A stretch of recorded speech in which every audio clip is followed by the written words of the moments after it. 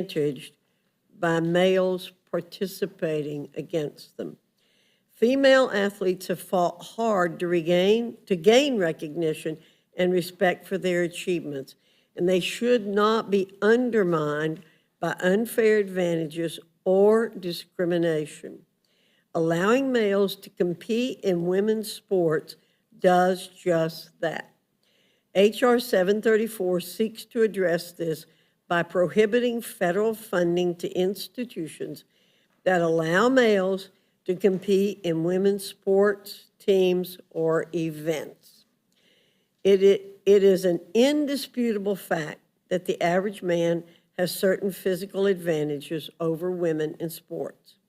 Men tend to have larger muscle mass, greater bone density, more lung capacity, larger heart size, and higher levels of testosterone, all of which give them a competitive edge over female athletes. These advantages are not only present in the average man and woman, but in world-class athletes as well. A male student at the University of Pennsylvania competed for 3 years on the men's swim team and then decided to compete on the women's team. The world watched the student go from an average swimmer on the men's team to a record-shattering swimmer on the women's team. It's unfair, plain and simple. Democrats say that cases like this are so rare that they should be ignored. They say our criticisms are rooted in transphobia or discrimination. That couldn't be further from the truth. Republicans recognize the reality of biological differences between boys and girls, men and women. Allowing any single girl to lose a roster spot, a place on the podium, or a scholarship to a male is one too many. With the interest of our nation's young girls in mind, Congress should take up H.R. 734. Passage of this bill will send a message to young girls and women everywhere that their contributions to sports are valued and respected and that they are entitled to the same opportunities and recognition as their male counterparts. And with that, Mr. Chairman, I yield back. Representative Takano, welcome. You're recognized for your testimony.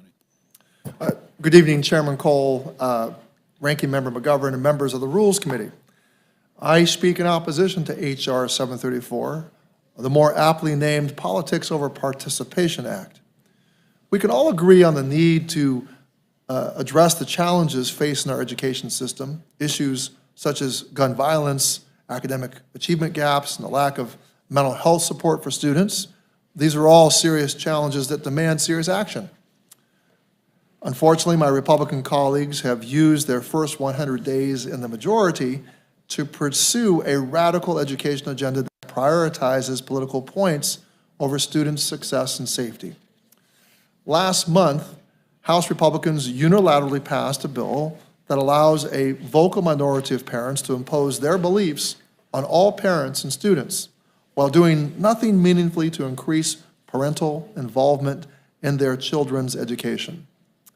That bill also included provisions requiring schools to out transgender students to their parents, even if this put children at the risk of physical harm. Now we are considering another piece of this extreme agenda, one that targets transgender kids. Sports are an invaluable part of the school experience. School sports activities offer fundamental life lessons such as leadership, self-confidence, and teamwork that every child should be able to enjoy. As members of Congress, our responsibility is to eliminate barriers students face in every facet of school life, including athletics. Our efforts should concentrate on ensuring that student athletics are, above all, fair and safe. H.R. 734 does the exact opposite. It makes school sports less fair by singling out and banning transgender women and girls, as young as kindergarten, from participating on school sports teams with their friends. We know transgender students already face widespread bullying and discrimination. Adding to their pain by targeting their participation in school sports is both wrong and dangerous. Trans girls participate in sports for the very same reasons as their friends, to be part of a team, to learn sportsmanship, and challenge themselves. We shouldn't be denying them those opportunities. Furthermore, contrary to my Republican colleagues' claims, H.R. 734 actually makes school sports less safe for women and girls. To enforce its ban on transgender student athletes, the bill could require all girls as young as in their preteens to prove their gender through invasive screenings by adults they may not even know.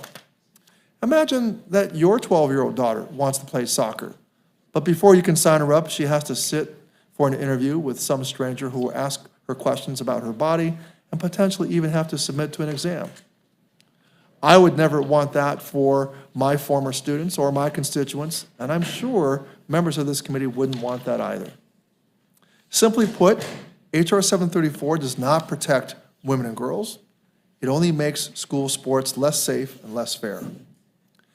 Now, these are schools, states, there are schools and states and sports associations that have been allowing transgender people to play equitably and consistent with their gender identity with no issues for decades. At the most elite level, this bill does not address organizations like the International Olympic Committee, which have frameworks for gender inclusion, transgender inclusion in sports, and they reject the type of categorical ban Republicans are pushing for kids as young as kindergartners. Congress has no business targeting transgender women and girls and imposing a nationwide ban on their participation in school sports. It is completely inappropriate for politicians in Washington to risk our children's safety by subjecting them to needless physical examinations and invasive screenings. And as a member of the LGBTQI community myself, I'm tired. I'm tired of hearing lies spread about my community in hearings and on the floor. I'm tired of having to defend the very existence of members of my community. I'm tired of watching members of this body target trans kids for discrimination to score political points with a small slice of their base. We need to refocus our job in Congress to address the most pressing issues facing students and parents and ensure that every child in America can reach their full potential. So I urge my colleagues to oppose H.R. 734, and I look forward to answering questions of the members of this committee. Thank you for your comments. In the interest of time, the chair will forego questions. Go to Dr. Burgess, distinguished ranking member of the committee, for any questions he might have. I thank the chairman. Chairwoman Fox, let me just ask you a question, a basic question for people that are watching. What was the original purpose of Title IX? The original purpose of Title IX was to make sure that girls and women were able to have the same opportunities in sports as men and boys had. We just celebrated the 50th anniversary of Title IX last year. And, you know, I can remember when Title IX came along, what a huge difference it made in the way young women in particular were able to participate in sports. They were not able to do that before. And I have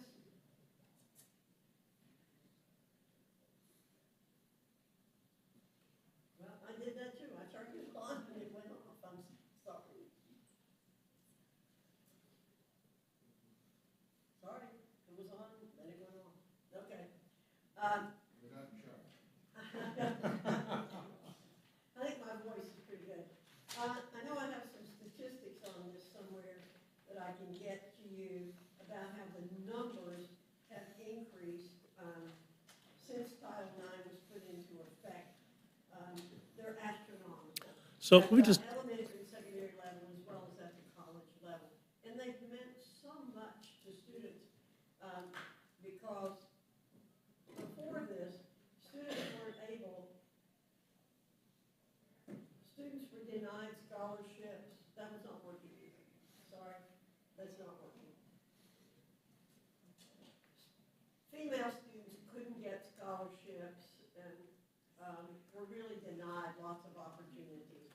And so Title IX was meant to treat women and girls fairly along with boys when it came to sports and other activities.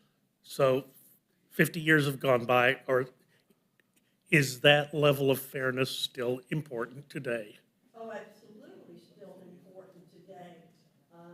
They, again, the growth in the participation of women and girls in sports proves that. When we want to maintain that, and we don't want to see biological males coming in, as I described before, and knocking women out of the opportunities to become champions. So let me just ask you a question about that. Do you have any ideas as a committee, as they've done their work on this, do they have any idea of the numbers of people who have been denied or displaced from scholarships because a male was participating in women's sports? I'm not sure I have that at my fingertips, but I can get that for the record. Okay, that would be great. We can get that for the record. So Mr. Liu apparently has that number. The Women's Sports Foundation maintains that there have been no collegiate scholarships that have been denied to women as a result of a transgender woman competing in sports. So the very famous case that the chairwoman referenced on the swim team, Knocked her out of a national championship fight. uh, Okay.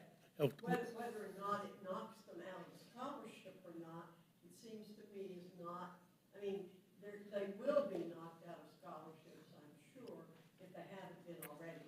But getting knocked out of being named as a national champion is pretty serious. Pretty it serious. seems to me. Mr. Chairman, fascinating discussion. In the interest of time, I'll yield back. Thank you very much. Distinguished ranking members recognized for questions. Mr. Takano, do you want to respond to any of that? Well, yeah, I would say that Title IX has made a tremendous difference, transformational difference in the lives of women and girls. Chairwoman Fox rightly cites statistics that show increased participation and opportunities for women and girls in sports. But I've been on the education and workforce committee, or education and labor committee, whatever you want to call it, for the last 10 years. And despite the progress made under Title IX, the Women's Sports Foundation estimates that men still have 1 million more opportunities than women in sports. So despite all that progress, the opportunities for women still pale in comparison to male participation. Not once have I seen the chairwoman or Republicans on the committee advance this concern in form of a bill or in form of legislation to make real substantive gains for women, whether it's the ability to practice in comparable facilities, whether it's the simple number of opportunities they have to get scholarships to go to participate in women's athletics. So, which leads me to the conclusion that the focus of this bill is not really about protecting girls and women. It is about focusing, imputing a stigma on a very vulnerable, small part of our population, which are trans people, trans women, and trans girls in particular.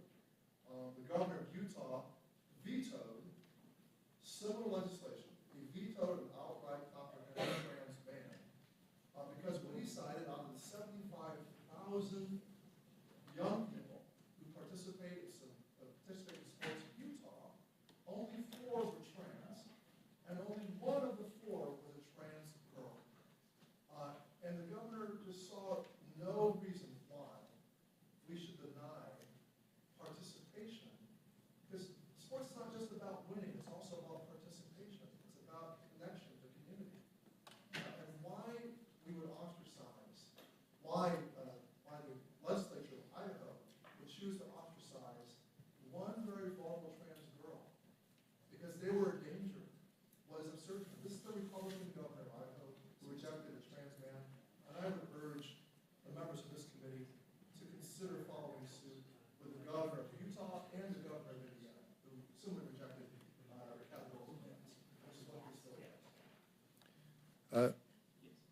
Dr. Fox, how many trans girls do you think would be denied the ability to play sports as a result of this bill? Well, let's just get to the nub of this, Mr. McGovern. If you could answer my question for, I don't know what a trans girl is. I know what a biological male is and a biological female is. So what we're talking about, and I'm going to read the two paragraphs that are this bill. It shall be a violation of subsection A for a recipient of federal financial assistance who operates, sponsors, or facilitates athletic programs or activities to permit a person whose sex is male to participate in an athletic program or activity that is designated for women or girls. For the purpose of this subsection, sex shall be recognized based solely on a person's reproductive biology and genetics at birth. What we're saying in this bill is that if you were born a male, then you cannot participate in, you cannot compete against people born as female. It's very simple. And I'd like to, Mr. Chairman, put into the record an article called, entitled, "A Biologist Explains Why Sex is Binary" by Colin Wright, Wall Street Journal, April 9, 2023. I'd Without like to objection. submit that. Thank you very much. This is very simple again. We're talking about people born as males not participating against people born as females. It's so simple. And it has nothing to do, not one word in here talks about targeting trans people, giving physical examinations. None of the things that our colleagues have said here. This is ridiculous what you are saying. No, that excuse this me, bill I would reclaim my do. time. What is ridiculous is that we're spending time with all the problems that we're faced, including a spike in gun violence against children. What is ridiculous is that we are here debating this. No, I mean, we're here to protect women. You can't even define, you say you don't even know what a trans woman or a trans girl is, but yet you want to ban them from playing in sport. No. The word trans is nowhere in this bill. It says. We all know what this bill's about. You We all permit- know what this bill is about. No, this bill says if you're a biological male, you cannot participate against biological females. It's as simple as that. And so That you- is and that so- is what it and boils so down you to. do not believe that trans women are women? They're males, sorry. If they were born as males, they're males. There's no way to change your biological sex. So we just learned that we can't identify a single case where somebody was denied a scholarship because of what is happening right now. And yet, there's this urgency to bring this legislation to the floor to somehow protect people. I don't quite get it. Mr. DeCano, can you explain what the urgency about this is? And why, I mean, and it was this the first bill that was marked up in the Education Committee? It's one of two first markup bills. Of we've all had. the issues out there, Yeah. in terms of issues protecting kids in school, this is like the top one or two issues that the Education Education Committee thinks Well, is vital to bring to the floor? And Mr. McGovern, the moral panic that the chairwoman is attempting to create over this case of the athlete competing in intercollegiate sports, winning a competition, this bill would do nothing to affect that. This bill is about banning sports participation of transgender girls and women in K-12 and college sports, but it would not effectively deal with whether or not in elite competition there's this question over trans women participating. This bill has nothing to do with that. This bill would not remedy the concern that the chairwoman raised.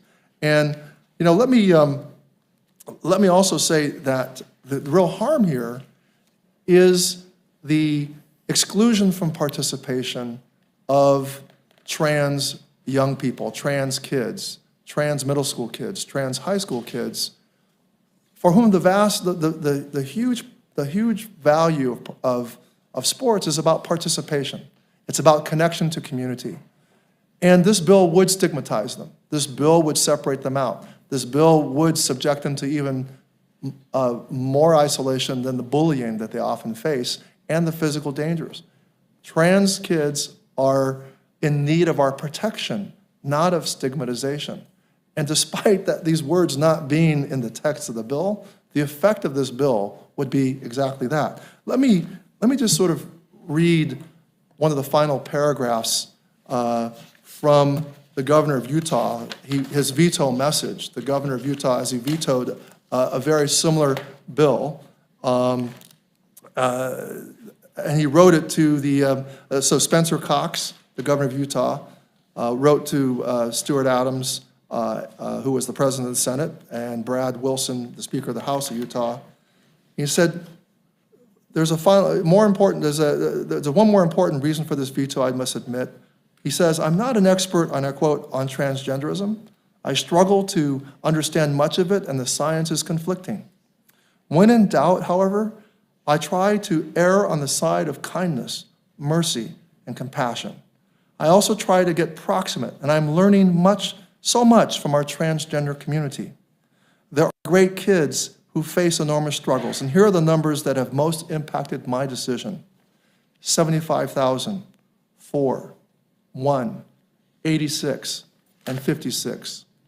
75,000 high school kids participating in high school sports in Utah. 4 transgender kids playing high school sports in Utah. 1 transgender student playing girls' sports. 86% of trans youth reporting suicidality. The chairwoman claims, this is not the governor's words, but I just want to insert, claims that she doesn't know anything about trans. 56% of trans youth having attempted suicide. 4 kids and only 1 of them playing girls' sports. That's what this is all about? 4 kids who aren't dominating or winning trophies or taking scholarships? 4 kids who are just trying to find some friends and feel like they're part of something? 4 kids trying to get through each day. Rarely has so much fear and anger been directed at so few.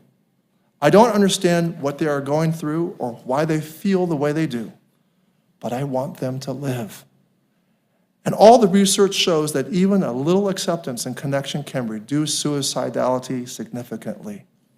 For that reason, as much as any other, I have taken this action in the hope that we can continue to work together to find a better way. If a veto override occurs, I hope we can work to find ways to show these 4 kids that we love them and that they have a place in our state. I was getting moved just reading that statement from the Republican governor of Utah. My respect and admiration for him just grew enormously just having those words registered. I would implore the members of this committee to heed his words seriously. Well, I thank you for that, and I too, I think those were very moving words by the Republican governor of Utah, who's not playing to the cheap seats, who's actually putting the well-being of the people he represents first and foremost. I mean, the bottom line is this bill is not about protecting kids or children or anything. This is a bill that is an attempt to try to drive another wedge in our society, to try to create an issue where there isn't one. And in doing so, will directly impact in a very negative way a vulnerable community in this country that are already the subject of bullying and ostracization, and I may go right down and you're going to see more young people turn to suicide, more young people go down the road of depression and feel like that they're not worth anything, that we're questioning their dignity. As I said in the beginning, I think this is just an awful, rotten thing to do. This is, and my friends on the other side, creepy obsession with these issues is really, I think, beneath what we should be doing at this point. Want to protect children? I mean, kids are getting murdered every day in gun violence. And here we are talking about this. I mean, you know, I don't, there's a disconnect here. Maybe this polls well amongst the small, you know, amongst the MAGA base or whatever, or maybe you can find ways to raise money of the, but this is not responsible legislating. This is a terrible thing to do at this point. And so you know, let's get on with this, and again, let's get it over with, and hopefully the Senate doesn't take it up, and I trust the President would veto it if it ever reached his desk. But we should be about bringing people together, about promoting understanding and respect for everybody, for promoting the idea that everybody is worth something, and everybody has dignity. And here we are dealing with this, which will promote bigotry and hate, and quite frankly, I think will result in more young people taking their lives, and I think that's a terrible, terrible thing. I yield back. Gentlelady from Minnesota is recognized. Thank you, Mr. Chair. And I want to refocus what the bill is about. Chairwoman Fox was kind enough to read us the entire bill, and maybe, Chairwoman, you could explain how the Biden administration's interpretation of Title IX runs contrary to the original intent of the law. And so we focus back on the law and what we're talking about. Well, thank you very much, Congresswoman Fishback. If you give me just 1 second to deviate, Yep. then I'll come back to your Yes, question. absolutely. I found the statistics. Title IX, since its enactment, female participation in sports has increased 1,057% at the high school level and 614% at the post-secondary level. Go back to Dr. Burgess's question a moment. But to come back to your question, you know, it's very interesting to me that the biggest proponents of Title IX, when Title IX was put into place, and since it was put into place until very recently, were Democrats. Republicans supported it, I believe, but it was really, really pushed by Democrats. And yet here we are with the Democrat administration and Democrats in this body who are saying that it's not okay for women to be treated as equals. And so what the Biden administration has said is that no state can have a similar law. They are saying that states cannot do this. They are saying that the secretary might be able to make some exceptions to some rules and regulations that states want to put into place. I can't cite chapter and verse of the rule, but I'm summarizing it. But basically it says a state can't do what it is we have written into this bill, which is to define biological males and define biological females, or say biological males cannot compete against biological females. So the rule that they have proposed, which has not yet gone into effect, would negate any kind of legislation like this at the state level. Well, And yet many states have already passed legislation like that. Title IX seeks to create equal opportunity in the education Correct. system on the basis of sex, and yet allowing biological male participating in these activities runs directly contrary to that goal. Absolutely. And Absolutely. it creates an unlevel playing field where women are at a disadvantage in activities that were designed for them. And you agree with that. And I don't think we need to look very much further than the swimming results that you mentioned in your statements. But it is sad to hear about the women who are being forced into uncomfortable situations in the locker rooms, and having their hard work and their lifelong work and goals, mean nothing. Yes, this is important. This is important to those people being affected, those women being affected by the policies that are now taking over. And I do think we should show compassion to the females that are being hurt by this. Absolutely. Our whole idea here in Congress is to prevent discrimination. And that's what Title IX was all about, because women and girls were being discriminated against. And that's what we're trying to see enforced, is fairness for women and girls, and to prevent discrimination. And Madam Chair, I absolutely want to see that fairness and that restored to these individuals. You know, my heart goes out to the young lady, the swimmer, who was not only lost the title, but in addition to that was attacked at one of her speaking engagements. And so I appreciate the bill, and I look forward to supporting it on the floor, and with that, I yield back. Thank you. Gentlelady from New Mexico is recognized for questions. Thank you so much, Mr. Chair. You know, we all did spend those 2 weeks at home. I spent a little longer because of my surgery, but I was still in contact with so many teachers and students and parents across my vast district. And we know that children in New Mexico and across this nation face so many unique and heartbreaking challenges. So when we walk through these amazing halls that we get to work in with the responsibility we have to keep all of our constituents safe, I am looking for those solutions to the problems we actually face. Chairwoman Fox, what is the leading cause of death for children under 18 in the United States?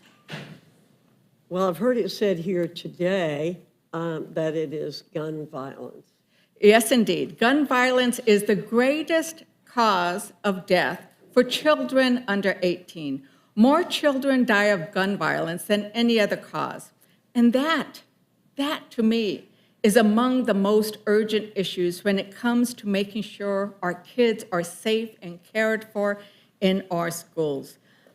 Indeed, you know, since Columbine, 349,000 children have suffered through gun violence in the schools, because it's not just the ones who die, it's not just the ones that have been shot and are recovering in a hospital, it's all of those who had to suffer through. If you have not read the stories of the young boy who played he was dead in Uvalde, if you have not heard those stories and recognized that something needs to be done.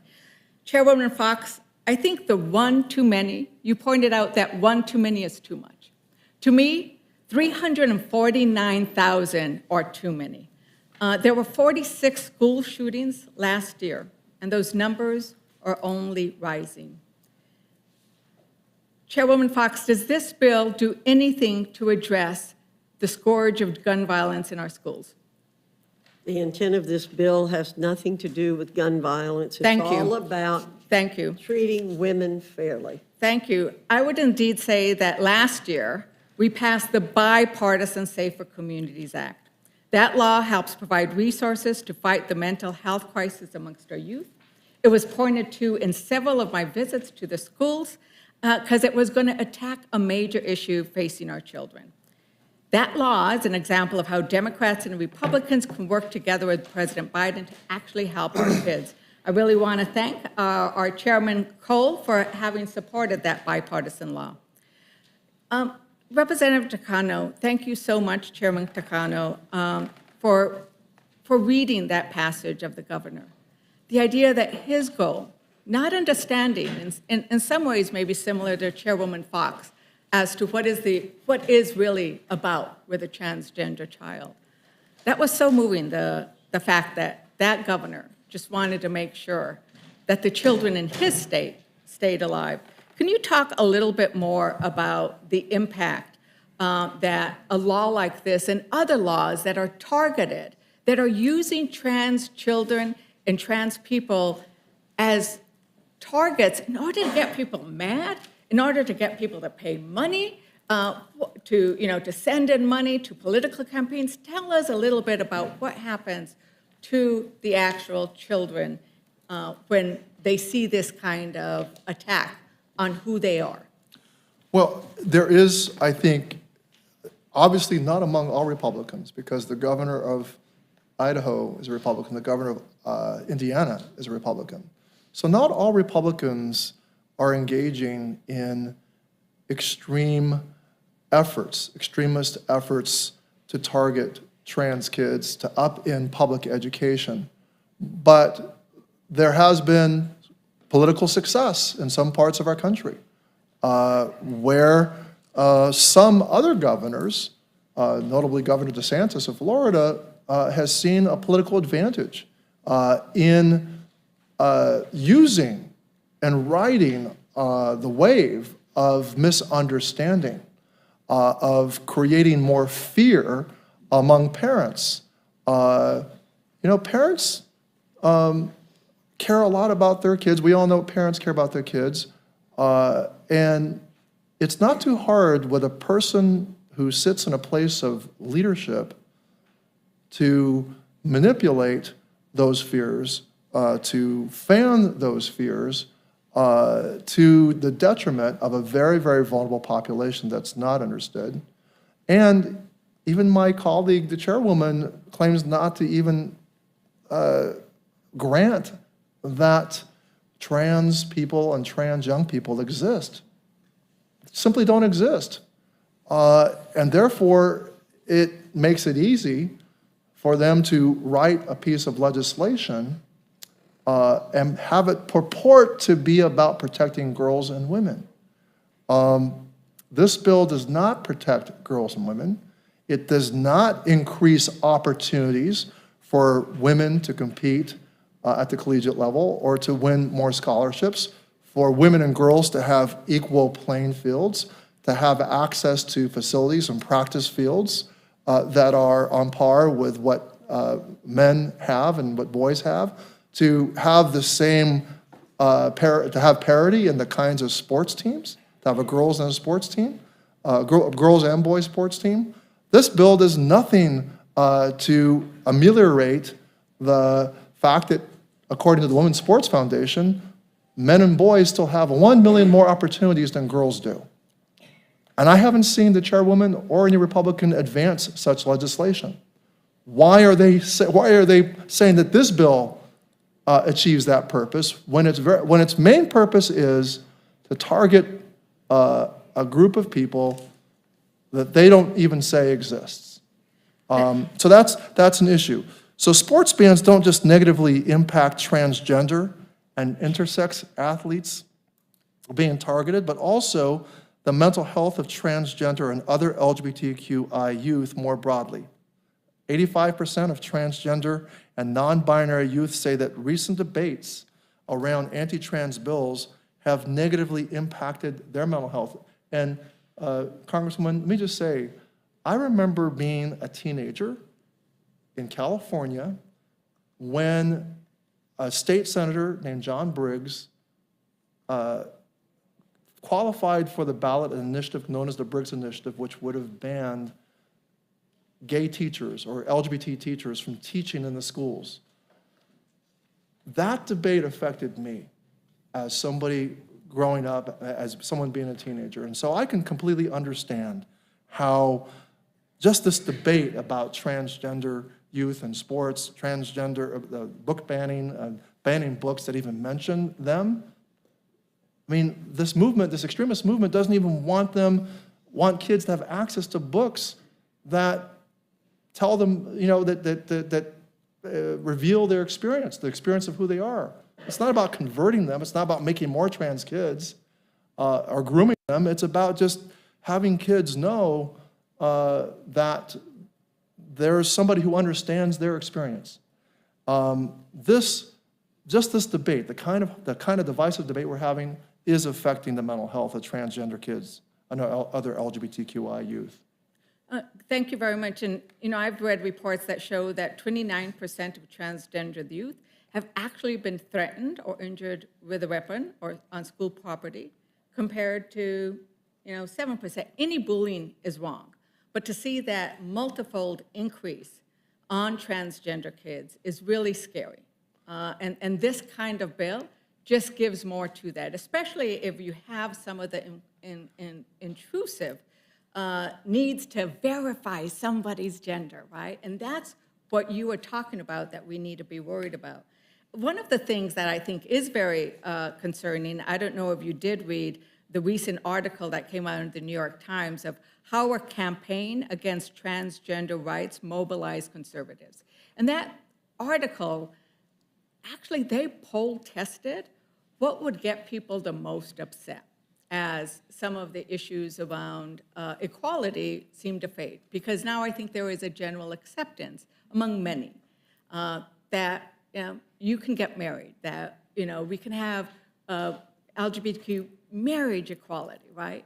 So that I think is, did you read that article? I actually did read that article, and one of the things the article, one of the ideas that it put forward was the idea that the American people have generally moved on about gay, lesbian, and bisexual people. That there's been a greater acceptance, and that the so-called culture war over lesbian, gays, and bisexual people has generally been lost by the conservative right. I would say I know a lot of conservatives who embrace LGBT. I mean, it's not a liberal or conservative thing, but there is an extremist element of our country that is looking to capitalize politically, to gain power, based on America's, I think, less familiarity, the Americans' relatively less familiarization of trans people. I think over time, Americans are going to come to understand transgenderism, and they're people who have put forward bills like this either will be ashamed or history will look very unkindly on this very ugly episode in our history. Right, same as LGBTQ. These are children who are children. There are children, there are cousins, there are brothers. They are part of who we are. We cannot deny them as they are. We cannot deny their existence and their ability to be able to play sports, to be able to, I mean, I read one of the articles in fact, I think I was involved in the Supreme Court case, in the case where it's like, that child was actually very bad at sports, but it was somewhere where she was able to participate with her friends and participate in those school activities. Chairman Cole, I seek unanimous consent to enter into the record the April 16, 2023 New York Times article, How a Campaign Against Transgender Rights Mobilized Conservatives. Without objection. And I think the other point that you were making, Representative Takano, was with regards to who is mad about this. And that I have looked at the writings and the statements of women's organizations, women in sports organizations. There is a long list of women who are in sports who oppose this law. Chairman Cole, I would like to seek unanimous consent to enter into the record statement of women's rights and gender justice organizations in support of full and equal access to participation in athletics for transgender people. Without objection. So can you speak a little bit more on where the position is of women in sports on this issue? Well, there are notable sports figures who have taken, I think, a position of fear. And there are a great many more women, accomplished sports figures, who are very supportive of transgender women and girls participating in sports. It should be pointed out at the elite level, at the Olympic level and intercollegiate sports level, transgender women have been welcomed into competition. This bill, the proponents of this bill, are seeking to use one very notable instance of controversy to ban participation of all trans students across the country. And the ironic thing, the moral panic, the panic of unfairness that's been created by that one instance at the intercollegiate level in swimming, this bill would do nothing to address. This bill would use the federal leverage of denial of funding to insist that schools ban all transgender students from participating. That is the egregious thing of this bill. Thank you. And Chairwoman Fox, thank you very much for your support of Title IX. I think I kind of missed Title IX. It didn't make it to my little town in northern New Mexico, they took a while to get on, so I didn't, it wasn't until I could play softball here with the Congressional Women's Softball Club that I was able to pick up a bat and catch a ball. But, we heard about the fact that there are such inequities. Representative Takano went through them. Does this bill actually address any of those inequities, like resource facility, equipment inequities, budget cuts, any of those? Does this bill do anything about that? As I mentioned earlier, Title IX has been in existence for 50 years as of last year. And so my belief is that where there were dramatic inequities, that those have been taken care of. Otherwise, people would have been filing lawsuits under Title IX and seeking redress. I just want to say this bill doesn't deny anyone an opportunity to participate in sports. In fact, it protects the equal opportunity of girls and women to participate in athletics. So this supports Title IX. Thank you, Madam Chairwoman. This supports Title IX. Thank you, Madam Chair. And so I think there is still, and part of what has been entered into the record talks about the inequities. So Title IX isn't quite perfect yet, and yes, there have been efforts to increase it. With that, Mr. Chairman, I yield back. Gentleman from Kentucky is recognized for questions. Thank you, Mr. Chairman. There are a couple of things that I want to correct here that I've heard said already. First, I want to give Chairwoman Fox a chance to respond to something that Mr. Takano said, but I want to give Mr. Takano a chance to say it again. You claimed, I believe, and I don't want to put words in your mouth, so I'll let you say what you said, that Chairwoman Fox believes that biological men who identify as women don't exist. Is that correct, that she's denying their existence? She has stated that she doesn't know what trans is. But you said...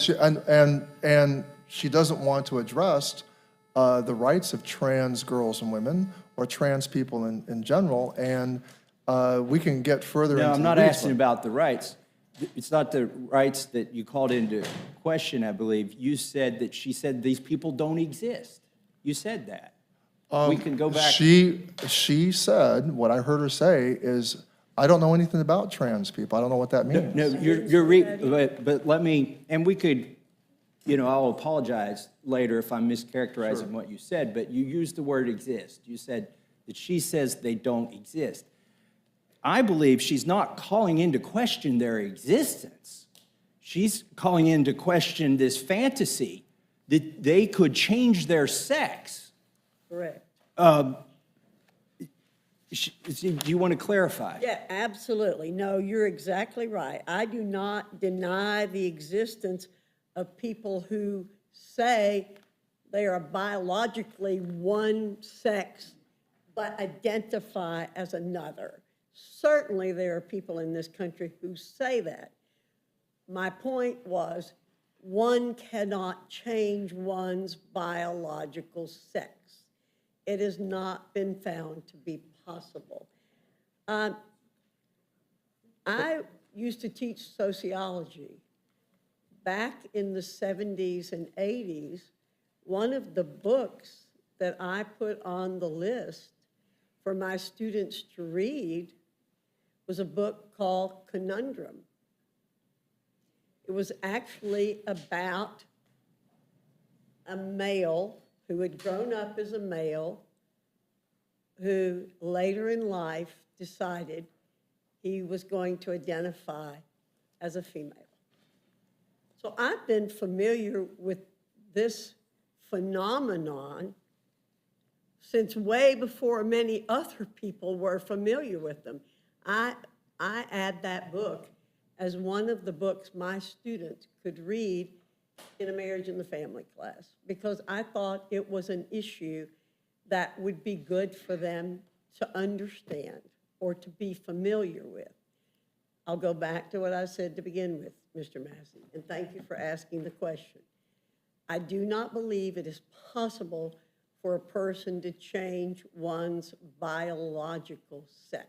Let me ask, And so when I said I don't understand what you mean by transgender, what I mean is, how does one go from one gender to another? You might change the way you behave, but you cannot change your biological sex. Mr. Takano, are there biological differences between men and women that are immutable, unchangeable?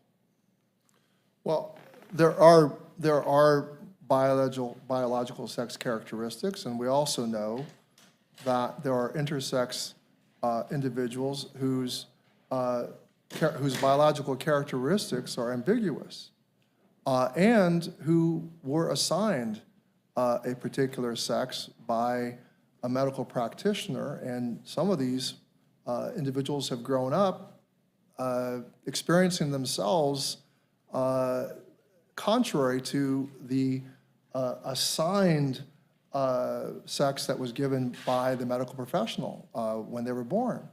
So we know that exists, and we also know Those that there are- cases can I- do exist, but I well, think and it there are also- obfuscates the Well, can I- discussion can we're I- having here no, now. I don't think So it- let me re-ask the question. Well, let me- Because I think you agree with Ms. Fox. You said that there are biological characteristics that are different between men and women that are immutable. Well, there's also the aspect. Do you agree with Wait- that? Wait a minute, Mr. Massey. Okay. Mr. Massey, let me- And then I'll ask the question again. Let me finish.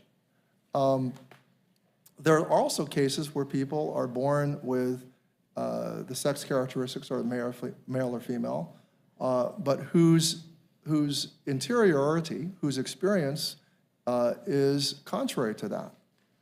And that's not necessarily something, the chairwoman implied that was a choice. That is also of an entire biological system, something that presents itself.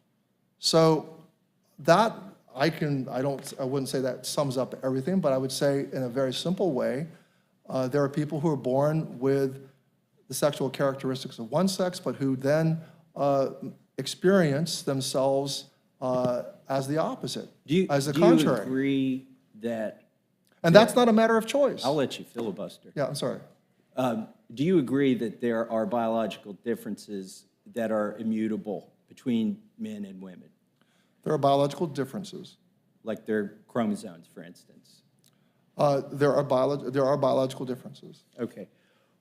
So maybe it's a matter of degree, but to some degree, you agree with Representative Fox, Chairwoman Fox, that you can't change your biological sex.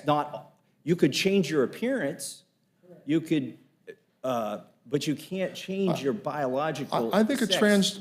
I can't, I'm not transgender, so I can't, but if I were to speak for them, I would say that a transgender person, might say that it's not about them changing their sex, it's about being who they are. But the bill speaks just of their sex, their biological sex, not how they identify. We're talking about the totality of a person. Why do And they? as the governor of Utah said, he struggles to understand it, but in that struggle, he would err on the side of compassion and understanding. Chairwoman Fox doesn't seem to struggle much with this.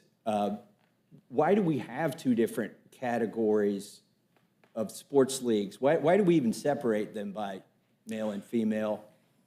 Well, in California and many other states, not just California, so it's not just a California thing, but wrestling, for example, is not divided among, there's not a girls' team or a boys' team.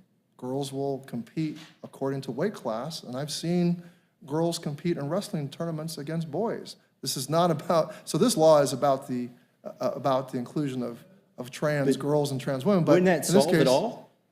Just get rid of the different leagues? well, Mr. Massey, this is an interesting question. I wish that we would have had a hearing to explore all these different kinds of situations. But this bill would categorically ban trans girls and trans women from sports, which is contrary to allowing states and localities figure out on a sport-by-sport, case-by-case basis, is what the NCAA and the Olympic Committee have admitted women and women athletes for many, many years now. They have metrics, scientific metrics they use to sort of evaluate the fairness of competition. This is something, I'm saying this is, you know, you of all people should. Yeah, let me ask you that. Let me ask you that, because you did touch on something. There's a libertarian case to be made that the Department of Education shouldn't exist, and that Title IX shouldn't exist, and it should all be left up to the states and localities. Are you making that argument against this bill? Are you saying that the federal government should not be involved? Well, I think, very, very good, Mr. Massey. Because you could compel me with that argument. Very, very, very interesting. But Title IX is not gender specific. It just says there shall be no discrimination on the basis of sex.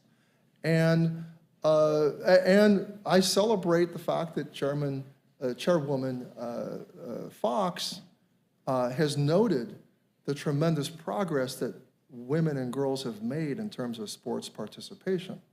But we're nowhere near a level of parity of women and girls. And what I have not seen, I as a Democrat, and would have preferred to have seen legislation which addressed the disparity rather than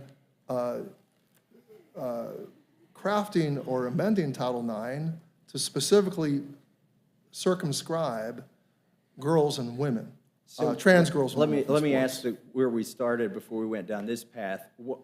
Why do we have two different categories? Why was a separate category created for women? There was no separate category. In leagues. No, I mean in sports. For instance, I have a relative who's female who got a tennis scholarship. She went to a college where it was dominated by the football team. Yes. And there were many males there. Why did they create categories of sports or leagues that are female exclusively? Why do they exist? Well, they exist for giving women opportunities to. Can't they have those opportunities in the male leagues? They often do on a sport by sport basis. I cited wrestling as an example. So if a girl, there's not a girls tackle football team. Why not? The expense of it. I'm glad you asked the question. That should be a question we deal with. Shouldn't we just tell them all just play football with the guys? I think we should have a hearing.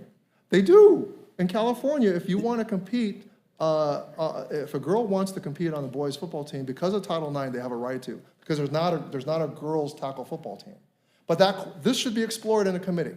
We should have a hearing on this exact topic. I think many years ago, the answer to girls who wanted to play sports was suit up and get in there and mix it up with the males. And what we found out is that doesn't really work out well for the females.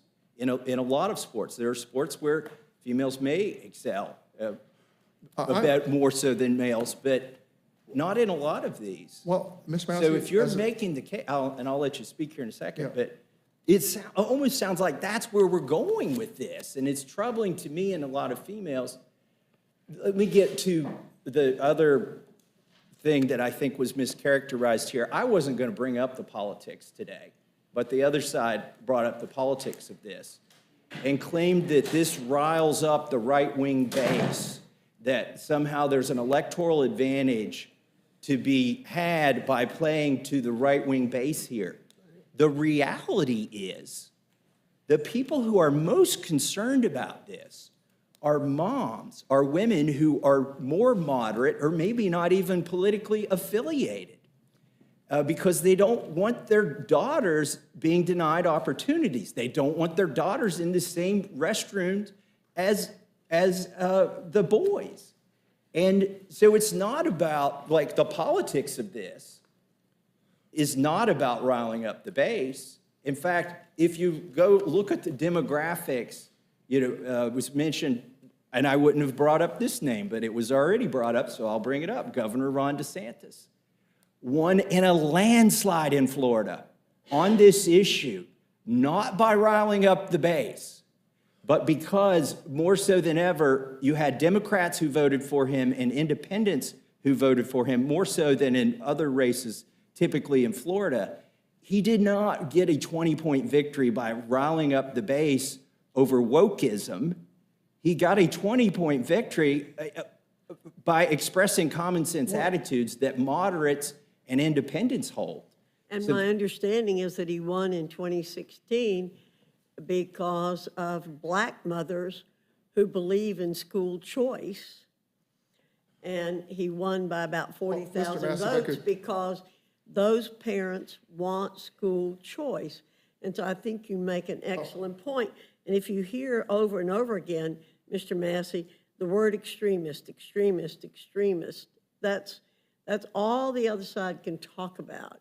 Extremist efforts to target trans kids.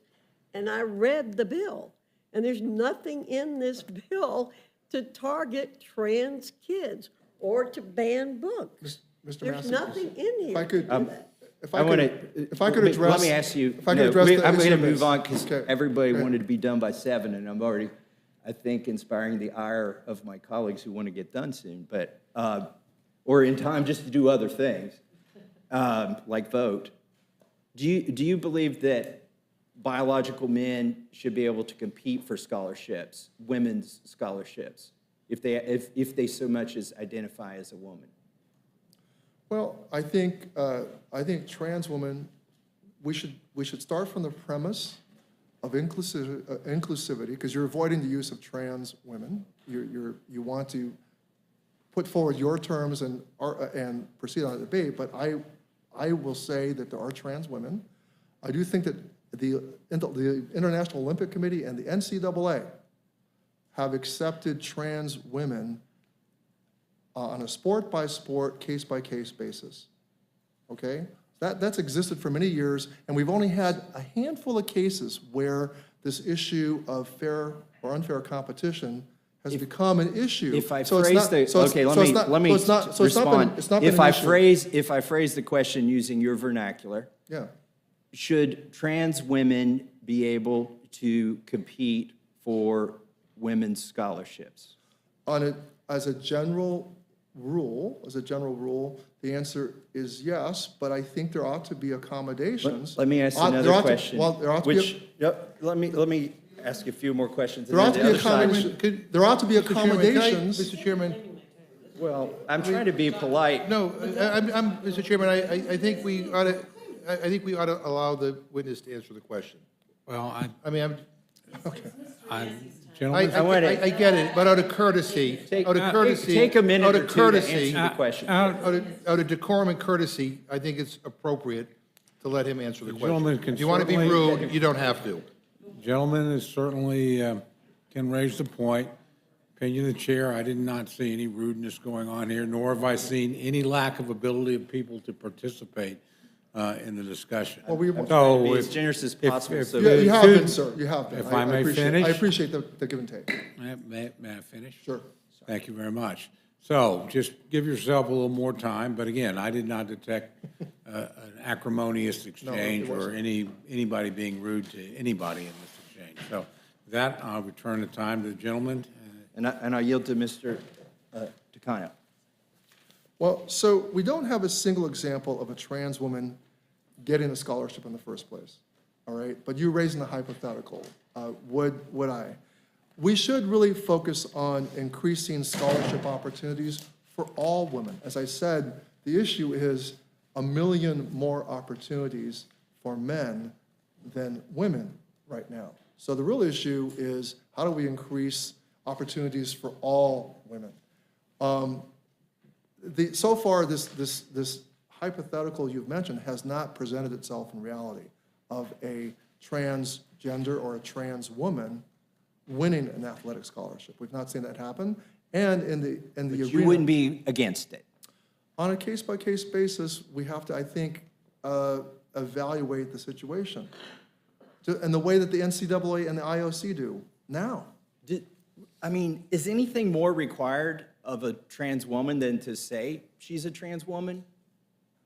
Well, I think Are you putting conditions like you got to be a real trans woman to get a woman's scholarship? Or are you I mean, I want to give you a chance to say, what's the line?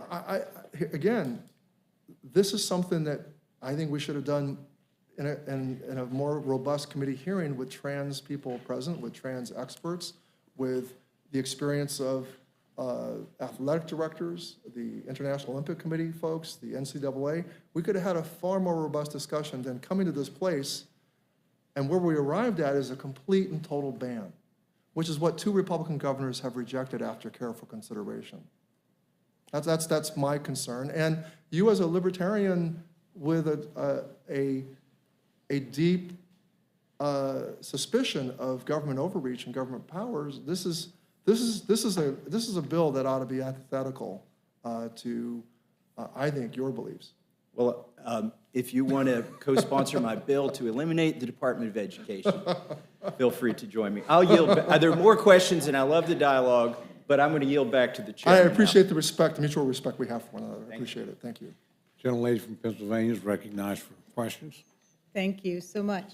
I find myself in a position of agreeing with Mr. Massey, rare though it may be, that we do need to consider the moms and the dads who are concerned that their daughters will be denied the opportunity to participate in sports, just as we need to consider the concerns of the parents of trans girls and women who want their daughters to be able to participate in sports. Look, I represent a region, Philadelphia, that is more than a little sports mad, and we have the props to deal with it, of course, with Super Bowls and all that. But I also come from a family that values participation in sports. My husband, my daughter, and I have all participated in organizations that provide sports-based youth development, not to create the next Olympian or the next NCAA star, but so that kids can get the opportunity to develop skills like teamwork and resilience and grit. And the law firm that I used to work at represented the U.S. women's soccer team, the U.S. women's ice hockey team in their quests for equitable treatment and pay, as well as representing other amateur athletes who'd been subject to discrimination or harassment of various sorts. So I am all in on the benefits of sports for our young people, and I think that should be provided as widely as possible. I find it really perverse that we're talking about the great benefits that have been provided by Title IX when that was all about expanding access to participation in sports, and this bill is going to deny access to participation in sports. So I just can't get behind this bill. I think it is a grotesque overreach, particularly in the competitive field when we already have the IOC and the NCAA and these other places that are dealing with the issues in competitive sports, just as we do, say, with wrestling or boxing. We have weight classes. I mean, there's all kinds of distinctions in sports that can be worked out when it's needed. So I do think this is an unnecessary injection. I find the constant specter that we've heard raised over the last couple of years here, the idea that somehow, you know, some strapping young man is going to put on a skirt so he can get a scholarship, that really is just beyond belief. Was there anything else you wanted to add, Mr. Takano? Hey, I'll just respond. Mr. Massey, I mean, you did focus on on the issue about what my referral to stoking up the base, and I note your observation that suburban moms were concerned about the opportunity that their girls would have. And that's a very real concern. I don't want to belittle that. But I'm also saying, what I also want to say in response to that is that it's the misunderstanding, this notion that a strapping male, so-called male athlete with all these physical advantages is going to put on a skirt or claim transgender identity in order to win at sports. I mean, it is a ridiculous notion that people are going to clamor to claim a different gender identity for this purpose, given how much transgender people, how much discrimination they face, how much harassment and bullying. And yes, they are often the focus of death. They are among the most vulnerable minority in our country. And for somebody to be claiming a different gender identity in order to become a collegiate athlete or win at that is a rather, I just think that is a very, very minute possibility. Is it possible? Yes, but highly, highly unlikely that people are going to step forward to do that. And so I think as we kind of knock down these misconceptions about trans people, I think its saliency among very concerned mothers is going to diminish and fall away. And again, people will look back at this moment of fear and false moral panic being created as a very ugly time. And people will be ashamed that they were taken in by these very fear-mongering arguments and ideations. Gentleman from South Carolina is recognized for questions. Mr. Chairman, Congressman Roy's got to be at another meeting. Could you skip over me and go with him? I certainly will. Gentleman from Texas is recognized for questions. Thank you, Chairman. I think gentleman from South Carolina. And just a few questions. I'd associate myself with the line of questioning by my friend from Kentucky, Mr. Massey. But just, a couple of observations. The idea that this isn't having a dramatic and real impact on girls and women in sports right now is just ignoring truth. You've got a young lady in Connecticut who was the fastest girl in Connecticut, and then male transgender athletes were allowed to compete and beat her. This girl saying, I lost 4 women's state championship titles, 2 all New England awards, and numerous other spots on the podium to male runners. Now, I'm not there doing a test to the relative level of maleness of whoever it was running against this young lady, but it's a thing. This is happening. Riley Gaines didn't just make it up. We actually have eyes. We can actually look at the screen and see Leah Thomas and go, well, that was a guy. And then that guy's swimming against Riley Gaines. Riley Gaines competed her whole life, and now Riley Gaines didn't get a chance to win the trophy. That happened. We know it happened. We saw it happen. Anybody watching ESPN and all of their doting over the awesomeness of all of this knows that it happened. We saw it, in fact. It's not made up. It's not manufactured. It's not manufactured when you've got a significant difference between men and women, not just in stature or height or whatever, but things like often having average larger hearts, larger lungs, 12% higher concentration of hemoglobin, which helps transport oxygen to the blood, higher levels of testosterone, typically greater muscle mass on average. These things are just general biological average facts. And so then you get questions. Should the female athletes get to dope in order to compete against the formerly male, sort of still male, now male transgender athlete? Should the female athlete then get to dope and alter her hemoglobin?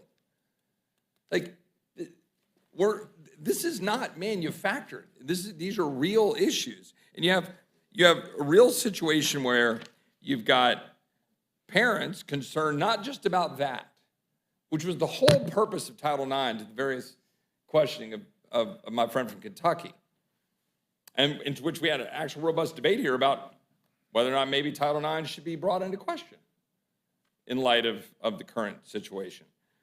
But there's also the question of parents. This dad writing here, my daughter is forced to play and shower with 4 boys on her high school sports team. She is silenced. I, the father, said, I will not be. There are other examples of parents who have engaged to say, wait a second, should my daughter, I have a 12-year-old daughter, should my daughter be forced to change in a bathroom with a biological male? In whatever degree of trans that individual is. I wonder what the chairwoman thinks about that. Well, I would wonder what Mr. Takano would think about that. I don't think that should happen, but I don't know what Mr. Takano thinks. Should biological girls be forced to go into showers with biological males? Mr. Takano, I'd ask that question as well. Ranking member. Well, Takano. regarding bathroom facilities, locker room facilities, I think these are, regarding the use of which facilities, that's a entirely different matter than what this bill is addressing. My objection to this bill, I want to bring it back to this bill, is a blanket prohibition on trans girls and trans women being able to participate in sports under the threat of the federal government withholding funding. And Mr. Roy, you brought up this example of an elite swimming competition. This bill would not solve the complexities around that issue. I want to remind you that the NCAA, which is the governing sort of the competitive governing body, has its own rules for when transgender people can participate in sports consistent with their gender identity. It has been doing this for decades, as well as the International Olympic Committee. They have accepted transgender athletic competitors, as I said, for decades. This is outside of the scope of government. So but that is being marshaled as an argument for why Title IX is now going to be refashioned through this amendment to ban categorically the participation of transgender girls and boys in sports. That is the core of my objection. Transgender bathrooms and transgender locker rooms, that's another subject to be taken up, and it's kind of extraneous and really not germane to this debate.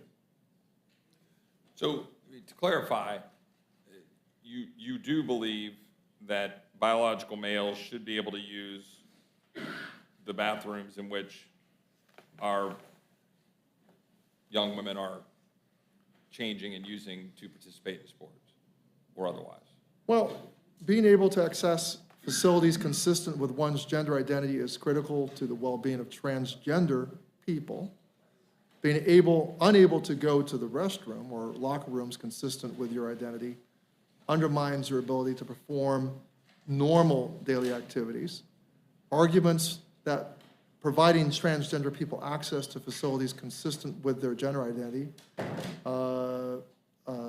will undermine women's safety. Making that argument is really not have any basis in reality. Laws like Title IX, which protect LGBTQI plus people from discrimination, do not authorize anyone to engage in abusive or harassing behavior. So Title IX does not provide a cloak for that kind of behavior. If someone commits an assault, there are criminal laws to punish them. If someone harasses another person, there are laws to punish them. Over 300 domestic violence and sexual assault organizations, including the National Alliance to End Sexual Violence, the National Center on Domestic and Sexual Violence, and the National Center for Victims of Crime, have signed onto a national consensus statement of anti-sexual assault and domestic violence organizations in support of full and equal access for the transgender community. And as these groups have noted, non-discrimination laws do not allow men to go into women's restrooms, period. The claim that allowing transgender people to use the facilities that match the gender they live every day allows men into women's bathrooms or women into men's bathrooms is based either on a flawed understanding of what it means to be transgender or a misrepresentation of the law. And as these groups have further noted, non-discrimination laws protecting transgender people have existed for a long time. And in some cases, these protections have been in place for decades.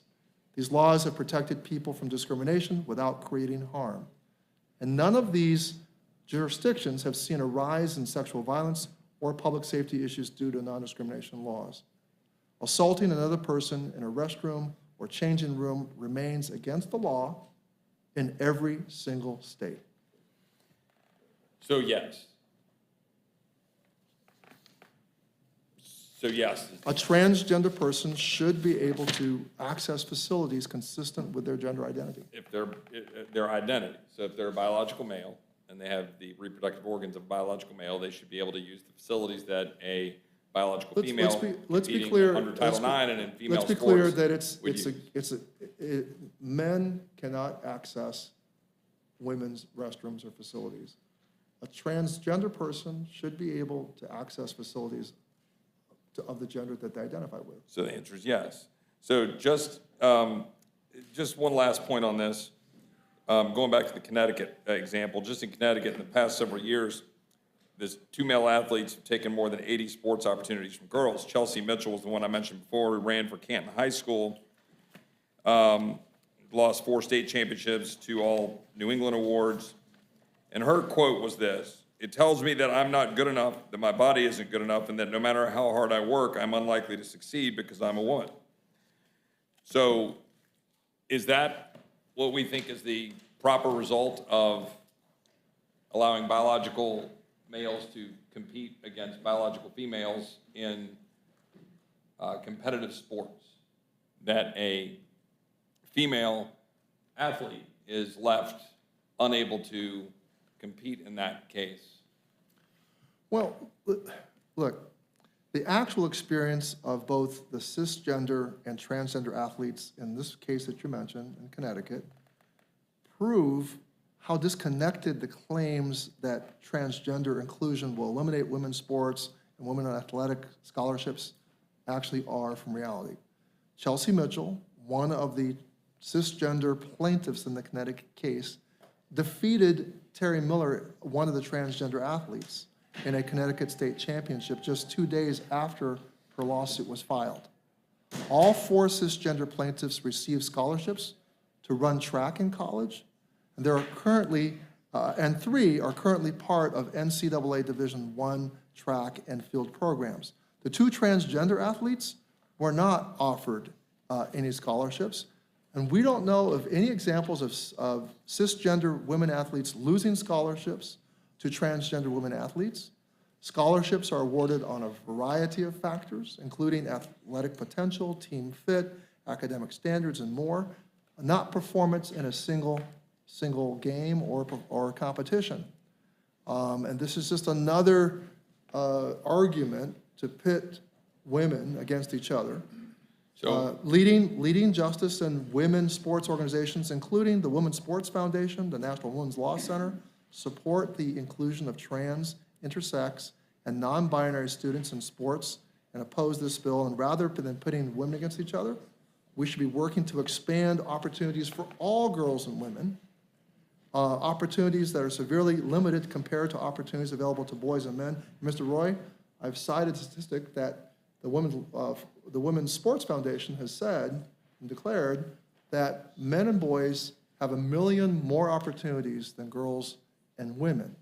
Yeah. That ought to be our focus. Right. I hope that you and I could get on, an effort to expand opportunities instead of a false panic over the fact that, over what you claim are trans athletes displacing cisgendered athletes. It's simply not true. So that was another, I think, 3-minute yes, where, that doesn't really do a whole hell of a lot for Chelsea, who was on the outside looking in for trophies. And I would just say these associations, I mean, whatever, the American Pediatric Association for sticking, our little babies with COVID shots. So I'm not really all that wound up about what associations think. I yield back.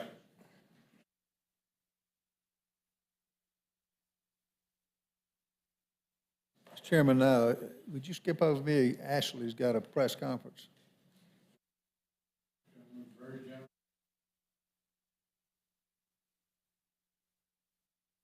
Thank you, Mr. Norman.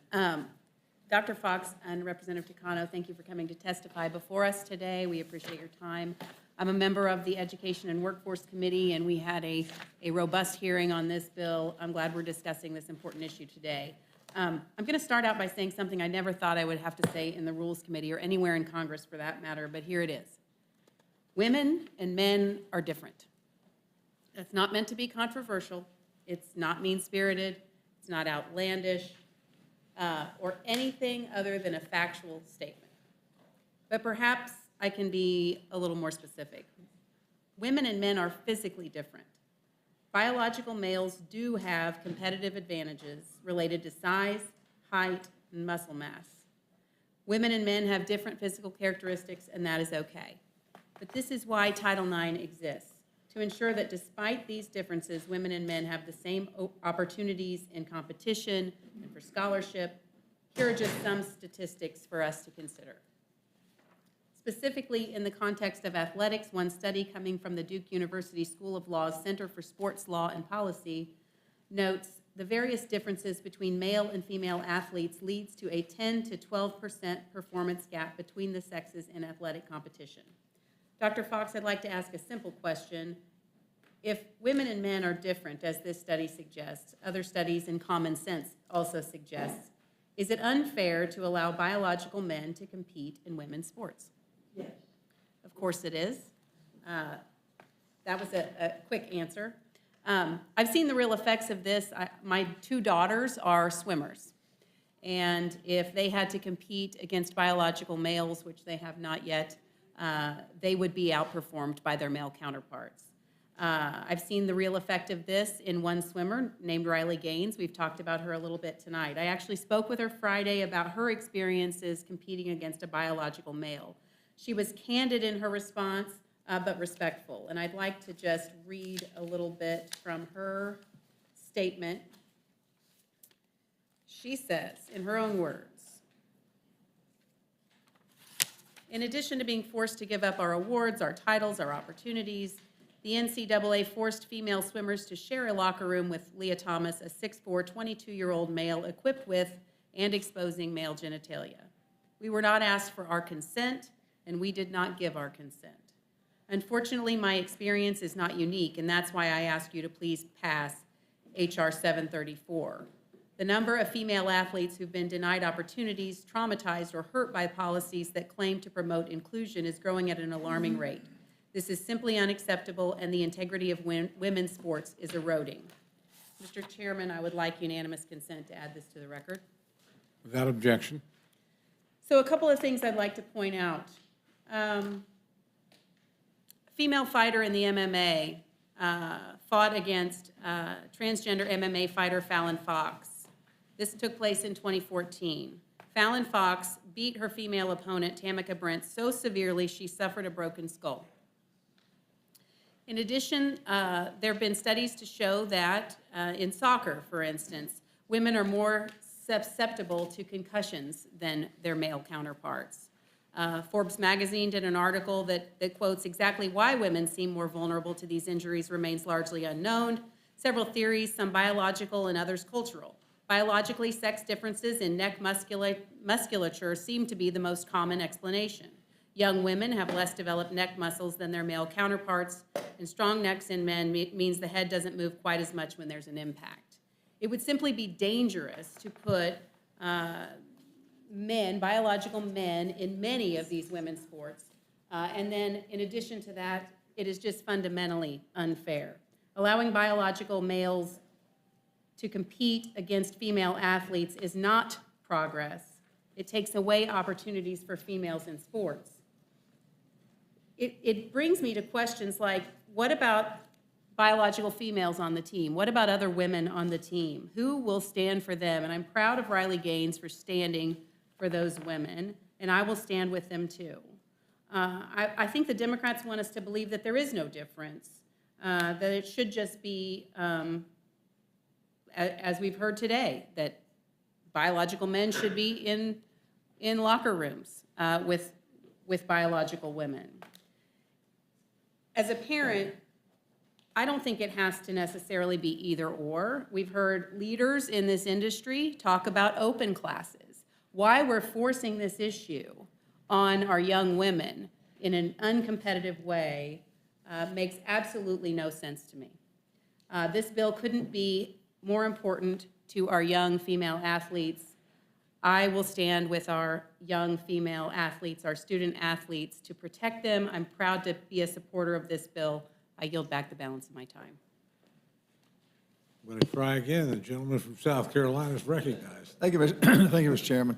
You know, I too can't believe we're sitting here with all the problems this country faces brought on by this administration, with the issues with border crossings, and it's been brought up about the deaths of mentally ill, those who kill children that are mentally ill.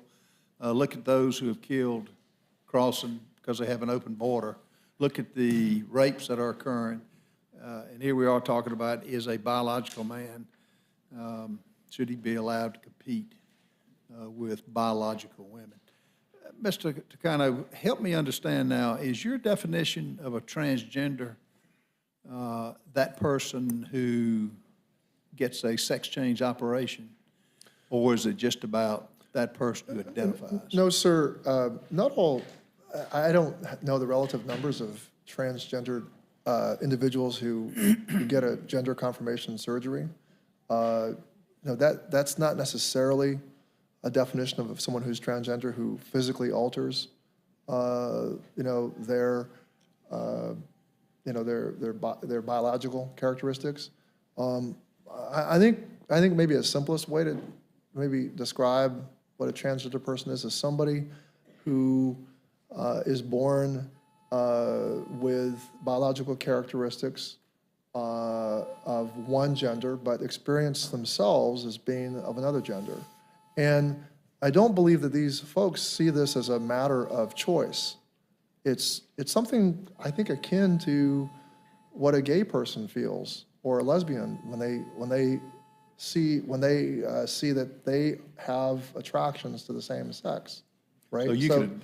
But so it's an interior, subjective experience that is not something that is completely chosen. But as it relates to this, if you identify as a female, not having the sex change operations, but if you identify as a female, you ought to be able to, biological man ought to be able to play in a biological female sport. Well, the short answer is yes, somebody who is trans. Okay, that's all. Someone who is trans, but understand, Mr. Norman, the idea that people would do this in order to take advantage of biological advantages, I think is just not correct. It's not true. And if you were to see some trans girls participate in the sports, I think for the most part you would see that they're girls, pretty much girls. Should Mike Tyson, have you heard of him? Yes, I have. If he identifies as a female, should he be allowed to box? Well, look, again. No, that's a very simple question, because you said yes, that if he identifies, should he be allowed to enter a boxing match with a biological female? Well, I think there's room for, as the NAACA and the IOC, they've accepted trans women as athletes for many years on a sport-by-sport, case-by-case basis. It's not an absolute. It's not an absolute inclusion. But the answer is yes. If he identifies, he ought to be able to box. I didn't say that. Earlier you said if he had. Well, let me just ask you this. I thought earlier you said if you identify, that yes, that qualifies it had to do with the question I think you're referring to is over facilities and bathrooms, about if they identify, if they want to participate. So if you want a trans girl, a trans woman, if that's what you identify as, I believe you should have the opportunity to participate in the sport that's consistent with your gender. You should be able, a trans girl needs to be able to She participate. identifies as I'm asking, if she identifies as a female, Yes. if she But if- identifies as a male, she ought to be able to compete. Yeah, well, look, the example you brought up of Mike Tyson, that brings up this image of this extraordinary athlete, highly developed musculature, but the idea that males, trans women, that's who trans women are, or trans girls for that matter, are these human beings that are going to take advantage of their biological advantages. I think that's a misconception about participation. Have you looked at pictures of Leah Thomas I as have. compared? Is he obviously a male or is he a female? I have. Well, I want to just remind you that this bill is not about most that. elite competitions. It's about K-12 and college students. And what this bill does, it's a blanket ban over all participation of trans girls and women. Okay, So this issue of elite, we're arguing about, we're discussing elite competitions, and that, I'm telling you, is something that can be, is already being dealt with and doesn't need the government, does not, I mean, I respect you, Ms. Norman. You have a defined philosophy about limitation of government. And I'm telling you that what this bill does, it doesn't, one, solve the problem of elite competition and the potential unfairness that may ensue. But what it does do is it eliminates the opportunity for trans kids to connect and be part of a community. But Mark, I think you, and Ms. Fox, I'll get right with you. I think what you're saying is, if take Mike Tyson, take any athlete, if he's male, biological male, that he can identify and then cross compete, which that's staggering that you're saying something like that. Would Because the roll the gentleman- clock back. Well, Would the Mr. Norman, if I could just, gentleman Quick question. Okay, go ahead. Would the gentleman yield for, are we talking about Mike Tyson, whether or not he identifies as a female, continuing to compete as a heavyweight? Because this is one of, there's a classification there, so he would be competing as a heavyweight boxer.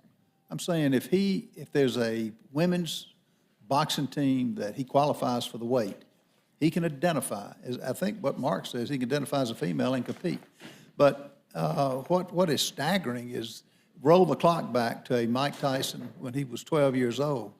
The stature hadn't changed. He was a biological man. But I think what Mr. Takano's saying is he can identify even when he was 12 and enter a female's bathroom, and which is staggering to me. I don't know if you've talked to Riley Gaines as I have. When you had Leah Thomas assaulting females, you could see his male genitalia. You could see that, and he was assaulting young women. She's on the record with that. Assault is not something that I would permit. Assault is something that I would hope a prosecutor would prosecute. And if there's evidence that there was an assault, there should be a prosecution for that assault. That should not be permitted. Does that facilitate assault? Letting a biological man go into a biological female's bathroom? What I would say is a trans person, someone who is trans, who identifies, they should be able to use the facilities that they identify with. But I want to go back and address this notion of Mike Tyson. Here again, we're talking about elite competition. And that's its own discussion, which this bill doesn't solve or address. What it does do is it eliminates the ability of preteens, teens, to be able to participate in sports. I just remind you, Mr. Norman, in many states, wrestling competition is not separated. They don't have, in many states, a girls' wrestling team or a boys' wrestling team. The girls just compete with the guys according to weight class. It's like Mr. Massey said, I think you're in favor of just doing away with male, female, let everybody compete, have a free-for-all. Well, that's not true. It's not true. I'm in favor of increasing the opportunities for women and girls generally. that that there's 1 million more opportunities for men and boys than there are for women and girls. And that's the problem that we need to be focused on, not the minute number of trans kids that want to participate in sports. And we shouldn't be stigmatizing or isolating them out. And I know it's that you're a religious man and that you would believe that we would not want to ostracize or subject people to bullying or even higher rates of suicidality. That's just wrong. Correct, I agree with you. Ms. Yeah, Fox? thank you. Well, I would just say that I've not heard the number that there are 1 million more opportunities for men than women or girls in sports. I don't understand why, for the past 4 years with the Democrats in the majority, they didn't do something about this. If this was such a big concern, or is such a big concern, they had an opportunity to do something about this. And not once have I heard this mentioned in the last 4 years. Not once. The other thing I'd mention, and I agree with Mr. Roy when he brought up his lack of respect for the associations. As far as I know, the NCAA and the IOC did nothing to help women advance in sports before Title IX. Not one thing did they ever do to lift a finger to help women and girls advance in sports. When Title IX was passed, then I think they got on board. But I think that bringing these things up about 1 million more opportunities for men, wow, if that exists, this is the first I've heard about it as a member of the committee. I'm surprised that there wasn't a hearing on this while the Democrats were in the majority, and they didn't say, well, we have to do more for Title IX. Suddenly, why aren't we doing more for women? It's just exactly, it seems to me, the opposite, is if biological males are allowed to compete with biological females, what's going to eventually happen, as somebody else mentioned, we're going backwards. We're going to erase women in sports because biological males will take advantage of this opportunity, I believe. I'm glad you mentioned that. It happened with Riley Gaines. Exactly, it did. She won the race. It happened. And I don't know, evidently he identified as a female, and he won the race. You look at him, he's a biological male. End of story. Well, I find it kind of interesting that for 3 years, he was a mediocre member of the team. You know what he ranked when he competed against biological men? 464th. How do you do that? Then you go to number 1 when you compete in a biological female. If it isn't being seen as an opportunity, then I don't know what it was in that particular situation. Yeah, if that's not an opportunity that he took advantage of because of this insanity that's going on in this country with, trying to say that there's more than two sexes, there's a biological man and a biological woman. God made us that way. And let me ask you this, Ms. Fox. Over the centuries with the archaeological remains, did they ever mention that anything other than male and female, did they mention back then this remain was a transgender? Or? Not. You weren't around then, I know that. No, thank you for that. No, I think we've always known that there have been situations where there have been people who've identified differently than the majority of the people, very small numbers of people. But I don't know of anything that has been done that would unearth more than the two sexes. Two sexes. And if I had done it. I believe that the article that if you're interested in learning more about this, I think, and I think Mr. Massey talked about the genetics, the gametes, right? Gametes don't change. Yeah, you're either XX or XY. Representative Norman, would you yield? Oh, yes, ma'am. So there was actually a fascinating article that I read of a rabbi who went through the Old Testament and I identified the many different ways in which people were referred to, which included binary and many other things. I will find it and send it to you Sure. if you'd like. I'd like to see that. Yeah, I will That was a send it. legitimate question. I don't want to belabor, we've exhausted this topic. But thank both of you for participating. And I will tell you, Mark, that there's opportunity for women now that have never existed, women, biological women. Look at and Ashley mentioned the MMA.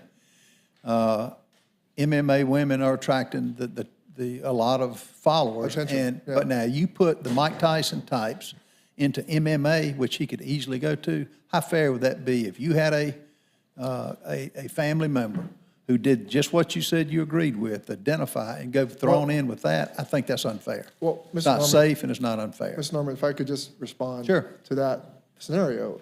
I think the MMA folks would have a lot to say about that, just as the NCAA and the IOC have something to say about that. Their stance is not an absolute inclusion, right? They have a concern about fairness of competition. And so that's a legitimate discussion. It's a legitimate debate to have. But what I'm telling you is that this bill is not about addressing that unfairness that you're pointing to. What this bill does is it basically eliminates the ability of trans girls and women to participate in K through 12 and collegiate sports participation on the team with which they identify gender-wise. And, I'm convinced if you and I explored this a lot longer, we would come to an understanding about this. And look, I think there's, what you cite is at the elite competition level, the professional level, let's allow those associations to figure that out. Ms. Fox? I just want to say again what the bill says. It shall be a violation of subsection A for a recipient of federal financial assistance who operates, sponsors, or facilitates athletic programs or activities to permit a person whose sex is male to participate in an athletic program or activity that is designated for women or girls. For the purpose of this subsection, sex shall be recognized based solely on a person's reproductive biology and genetics at birth. One cannot change one's biological sex. It is not possible. So I don't care what term you use, you have to participate with the people whose biology matches your biology. Which the most outspoken person today is Riley Gaines. When she went into that dressing room and witnessed Leah Thomas, or whatever his name was when he was a male, supposedly, he had genitalia, and he was definitely a male. And he competed when he couldn't compete with males, biological males. And to go from 464th to 1 is unfair. It's unfair to Riley Gaines and others. It sets a tone that I think it does get to the bathroom issue. It does get to safety. It does get to protection, which children deserve that. I yield back. Mr. Chairman? Gentleman from South Carolina yields back.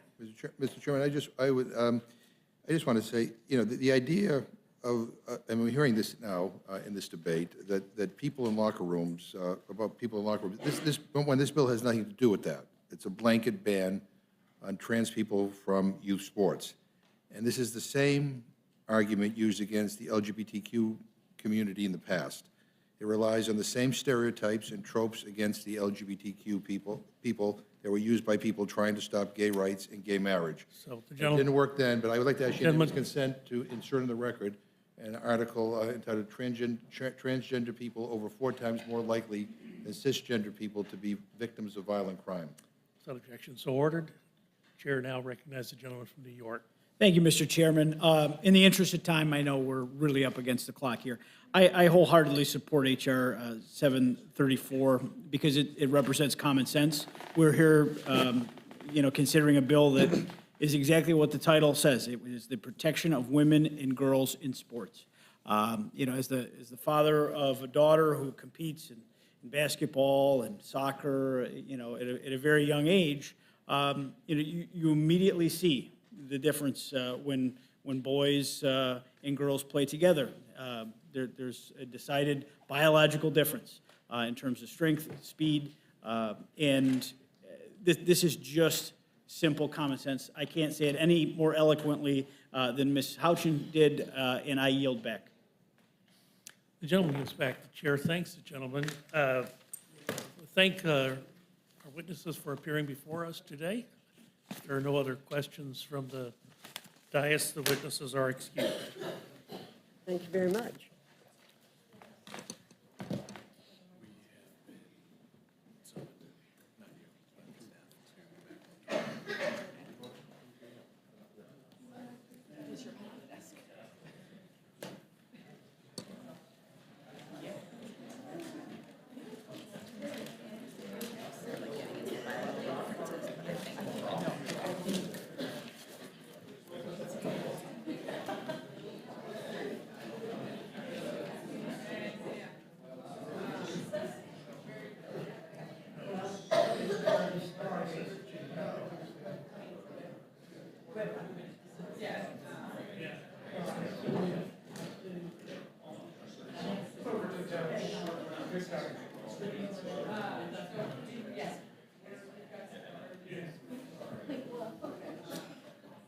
If everyone can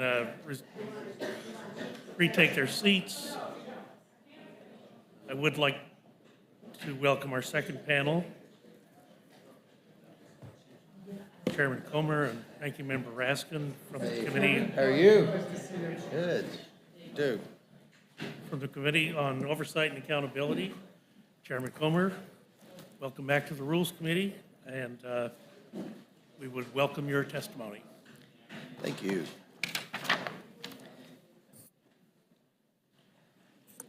Thank you, Chairman Burgess, Ranking Member McGovern. I urge the Rules Committee to grant a prompt rule for the House's consideration of House Joint Resolution 42, a resolution disapproving of the District of Columbia Council's Comprehensive Policing and Justice Reform Amendment Act of 2022. The men and women of the Metropolitan Police Department serve their community every day to help keep the district safe and secure. In doing so, they routinely place themselves in dangerous situations to protect others. And yet, progressive policies from the D.C. Council continue to hamstring district officers and needlessly place them in unsafe situations.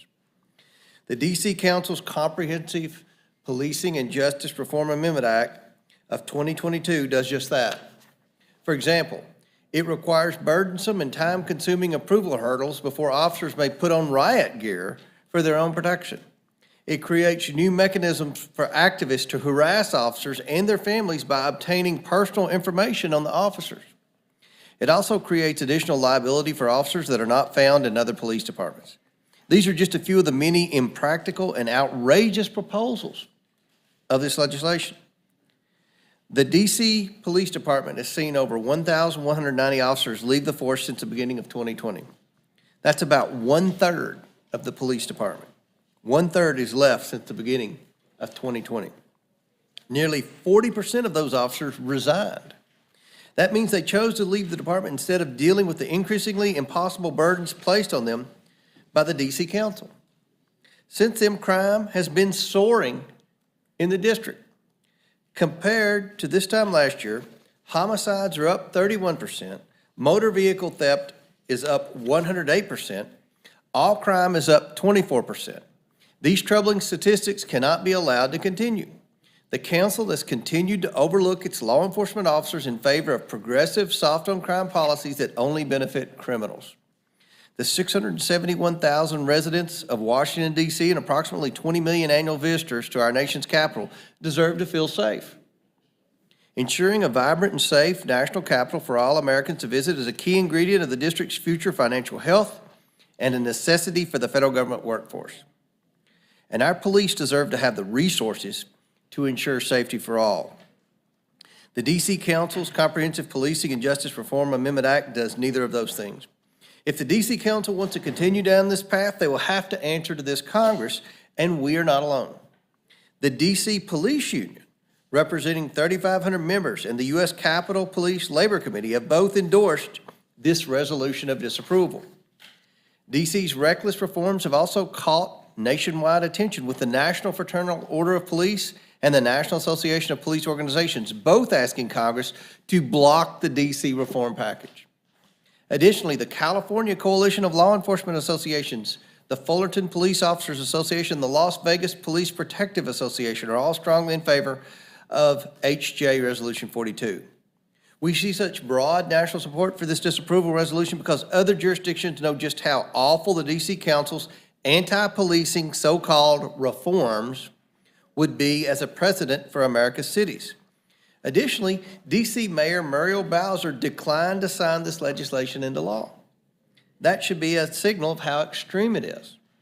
But the D.C. Council did not listen and proceeded to pass it anyway. We also have recent precedent to consider. Recently, Mr. Chairman, 31 House Democrats and 31 Senate Democrats joined President Biden and House Republicans to block D.C. Council's revised Criminal Code Act of 2022 from becoming law. Congress successfully blocked the district's attempt to lessen penalties on dangerous criminals, and now we must act again to address the D.C. Council's reckless attempt to weaken local law enforcement. The dangerous policing reforms addressed by HJ Resolution 42 are even worse for the current crime epidemic in D.C. We must ensure that these pro-crime policies are not allowed in our nation's capital city, which Congress and its representatives from all over the nation has a special interest in overseeing. If the D.C. Council wishes to engage Congress to seek reforms addressing specific problems in local law enforcement, then the Oversight Committee stands ready to have those conversations with D.C. leaders and Ranking Member Raskin. But this police reform package, which D.C. has presented to Congress for approval, does far more harm than good and must be rejected. And to be clear, this is precisely the role of Congress when it comes to matters of the district's governance. Under U.S. Constitution, Congress is granted exclusive legislation in all cases whatsoever over the district. And the Home Rule Act, while establishing a degree of local governance, is a legislative creation of Congress that we have a duty to oversee and reform if necessary. Under the Home Rule Act, Congress maintains a role to scrutinize and approve of district legislation. Just because Congress has not been fulfilling this role in recent decades is not a reason to avoid this responsibility now, especially when we know the nation's capital city is plunging into a crime crisis. Now is the time for Congress to lean in and provide the oversight the district so badly needs. Again, Mr. Chairman, I ask the Rules Committee to grant a prompt rule for the House's consideration of this resolution, and I welcome the committee's questions. I yield back. The Chair thanks the Chairman, and thank you for your thoughtful testimony. The Chair recognizes Mr. Raskin, former member of this committee, and welcome back, sir. You're always welcome here. Well, thank you kindly, Mr. Burgess. It's good to see you, and Mr. McGovern, good to see you, and always good to see you, Mr. Chairman. And I do want to extend my sympathy to you after the recent massacre of 6 people at a bank in Kentucky, which is a catastrophe. I know we're going to mark on the floor this evening. So HJ Res 42 seeks to nullify a law that was passed unanimously by the Council of the District of Columbia to promote accountability for police officers who use excessive force or abuse their power, a goal that most Americans share. To respond to the good chairman's only real reference to the D.C. government, it is true that Mayor Bowser allowed the law or allowed the legislation to pass into law without signing it, but that's totally within her power to do so, and she's allowed hundreds of laws to come into being in exactly that way. I looked at that question today. In any event, Mayor Bowser has written a letter to the Congress of the United States with the chairman of the City Council, Mr. Mendelson, opposing this disapproval resolution and asking Congress to respect the political autonomy of the D.C. Council and the mayor and the local government. So what does the legislation actually do? Well, it bans the use of chokeholds and other dangerous neck restraints. It sets reasonable standards for the use of deadly force by police across the board. It requires public release of body-worn camera footage and creates a police officer misconduct database, but only for officers who've been convicted of a crime or where allegations have been administratively sustained by a trial board within the Metropolitan Police Department. It prohibits DC from hiring police officers who've engaged in prior criminal or official misconduct. And most importantly, the new law empowers the chief of police to fire or punish officers who break the law by removing police disciplinary matters from the zone of collective bargaining. And this is really what all of this is about as a matter of political controversy.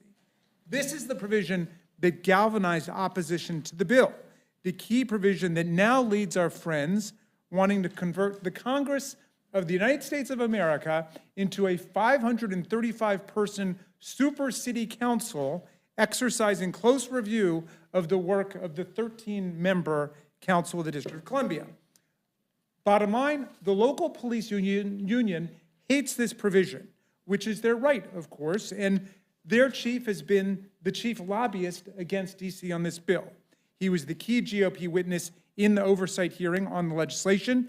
His union sued when the reform legislation was first passed, asserting that that by removing police discipline from collective bargaining, it violated the U.S. Constitution. But they lost in the U.S. District Court for the District of Columbia. They lost in the U.S. Court of Appeals for the District of Columbia, and the Supreme Court did not grant cert. In other words, they've lost every step along the way. Well, now, in their haste to kick around the congressionally unrepresented people of Washington, D.C., our GOP colleagues are suddenly embracing a claim that puts them in favor of an extreme police union position on discipline that jurisdictions across America are debating and doing away with. Why? Well, Washington itself is a good example. The Metropolitan Police Department has been forced under the old law by labor arbitrators to rehire a significant number of officers who'd been fired for engaging in serious criminal misconduct. Here are some examples of the officers who were fired for misconduct, but the department was forced to reinstate by an arbitrator under the law replaced by this one, which now our colleagues propose to repeal. One police officer illegally struck a suspect multiple times in the head. The officer was tried and convicted in court of criminal assault and sentenced to 30 days in jail, 3 years of probation, and 500 hours of community service. Despite opposition from the police chief, he was reinstated by the arbitrator. Another case, an off-duty police officer sexually assaulted a woman and was convicted of misdemeanor sex abuse and sentenced to a 100-day suspended sentence and a year of probation. Despite strong opposition from the police department, he was reinstated to the force. Another off-duty cop confessed to abusing a child. The officer was convicted of child abuse and sentenced to 5 years of probation. Despite opposition from the department and the police chief, he was reinstated to the force. Every DC police chief for the last 25 years has expressed outrage about having to rehire bad cops after they've been fired for perpetrating serious misconduct against citizens. Former DC Police Chief Peter Newsham openly lamented that he had to allow, quote, very bad police officers back onto our department. Former Police Chief Charles Ramsey also rejected the practice, saying it is demoralizing to the rank and file who really do not want to have those kinds of people in their ranks. It causes a tremendous amount of anxiety in the public. Our credibility is shot whenever these things happen. Current DC Police Chief Robert Conte makes the essential point that taking individual disciplinary matters out of the labor arbitration process will help reduce the risk of returning poor performers back to the force.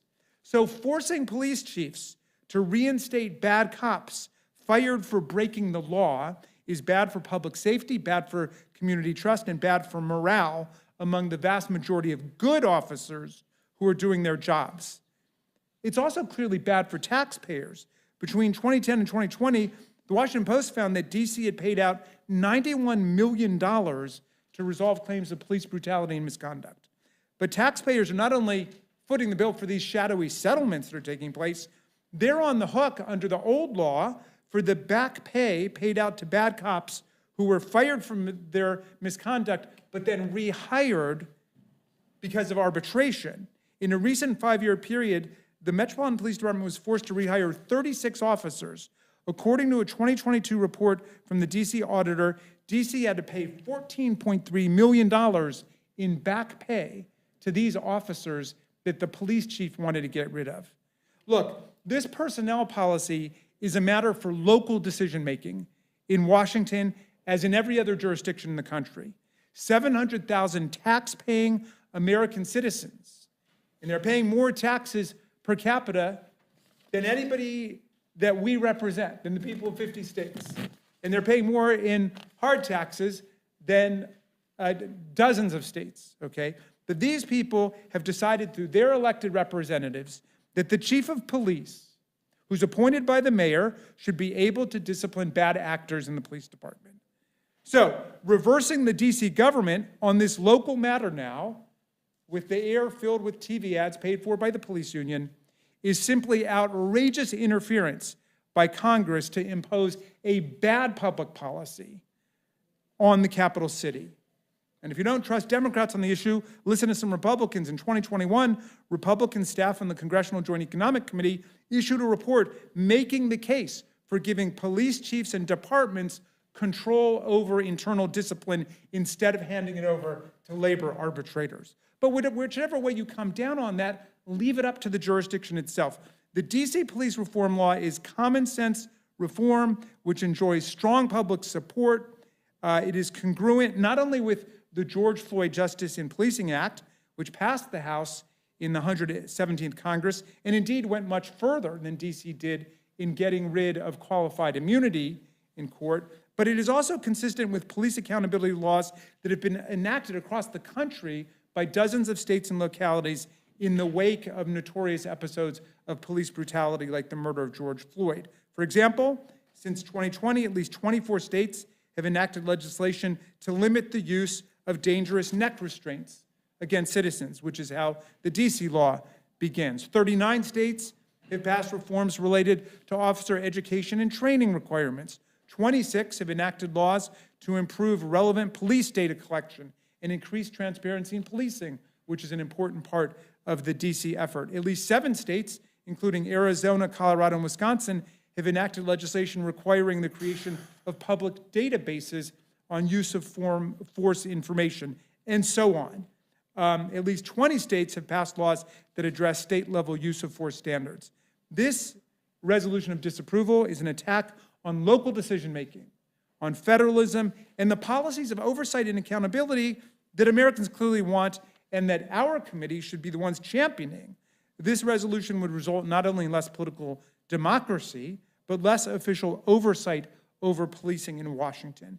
It's amazing to me that our colleagues will not even conduct one hearing on the desire of 700,000 tax-paying Americans to join the union as a state, but they will mobilize all their energy to strip from the local police chief the power to discipline cops who commit crimes because the local union wants to maintain the arbitration process.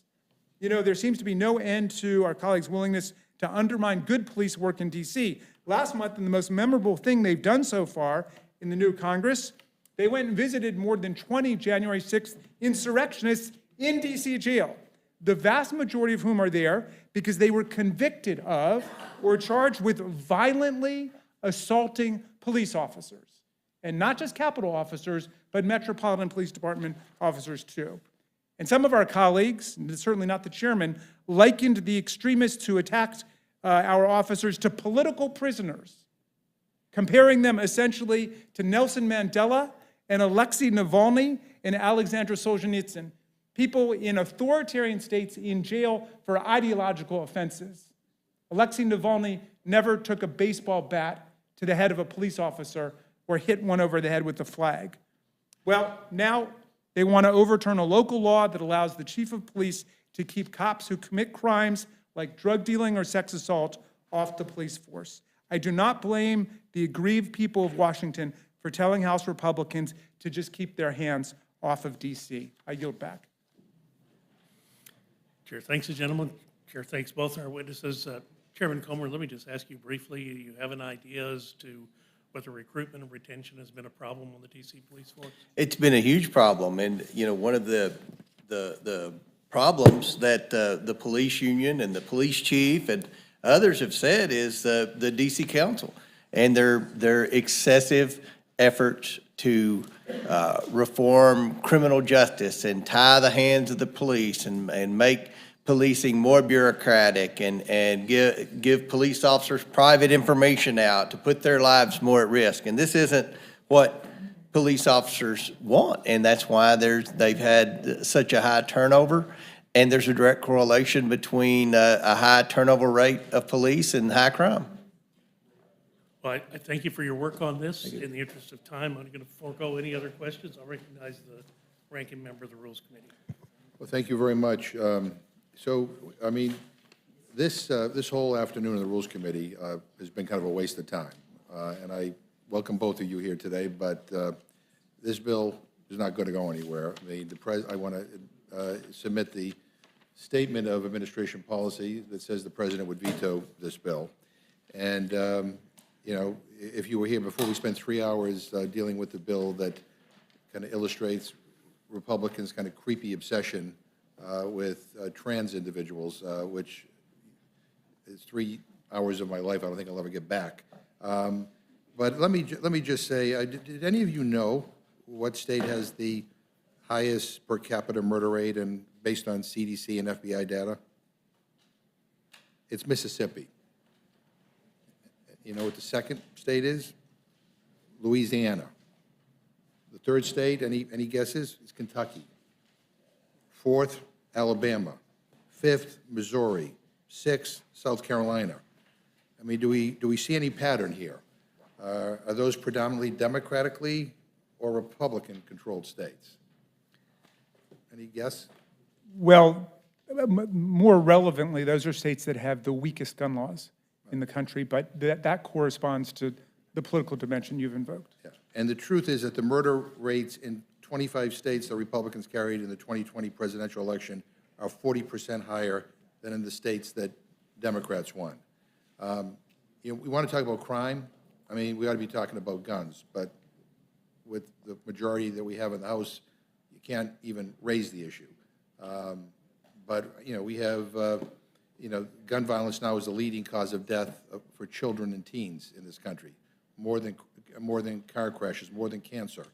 We have kids terrified to go to school because they're not wondering whether they're going to be next. And instead of doing anything to deal with the reality, we have bills that, you know, are dealing with a narrative out there that is not true. And, you know, the bill that the Republicans, you know, are presenting, essentially, if they get their way, would ease up on officers with misconduct records. It would make it more difficult for the public to view body cam footage, would allow police to use chokeholds and other deadly uses of force, even in cases where it's not absolutely necessary. And I pointed out earlier that that one of the most, according to U.S. News and World Report, the Speaker McCarthy's hometown of Bakersfield in California is the fourth most dangerous place to live in the United States. I sometimes I feel like we're in the twilight zone here, where we're talking about things that have nothing to do with the realities that are in this country. The fact that we can't deal with, you know, gun safety and gun control legislation when people are being massacred on a daily basis. So, you know, I don't know if you want to add anything, Mr. No, I appreciate that very much, Mr. McGovern, and I share your frustration about it. I mean, I don't think you take any joy, or any of us take any joy, in pointing out how high the murder rate is in other states compared to our own or compared to Washington, D.C. The point is, we shouldn't, this, you know, I was listening to your discussion before about athletics. This is not an athletic competition to see who can either have the higher or the lower murder rate. We should be working for nationwide solutions on this, which is why we've been advocating a universal violent criminal background check, which is supported by more than 90% of the American people. The vast majority of everybody on the majority side, on the minority side, independents, everybody supports that.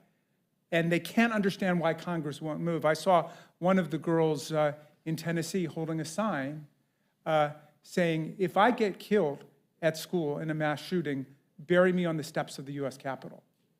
It was chilling to see that. But she was expressing her frustration about our inability to have even a conversation about this to see what we can move forward.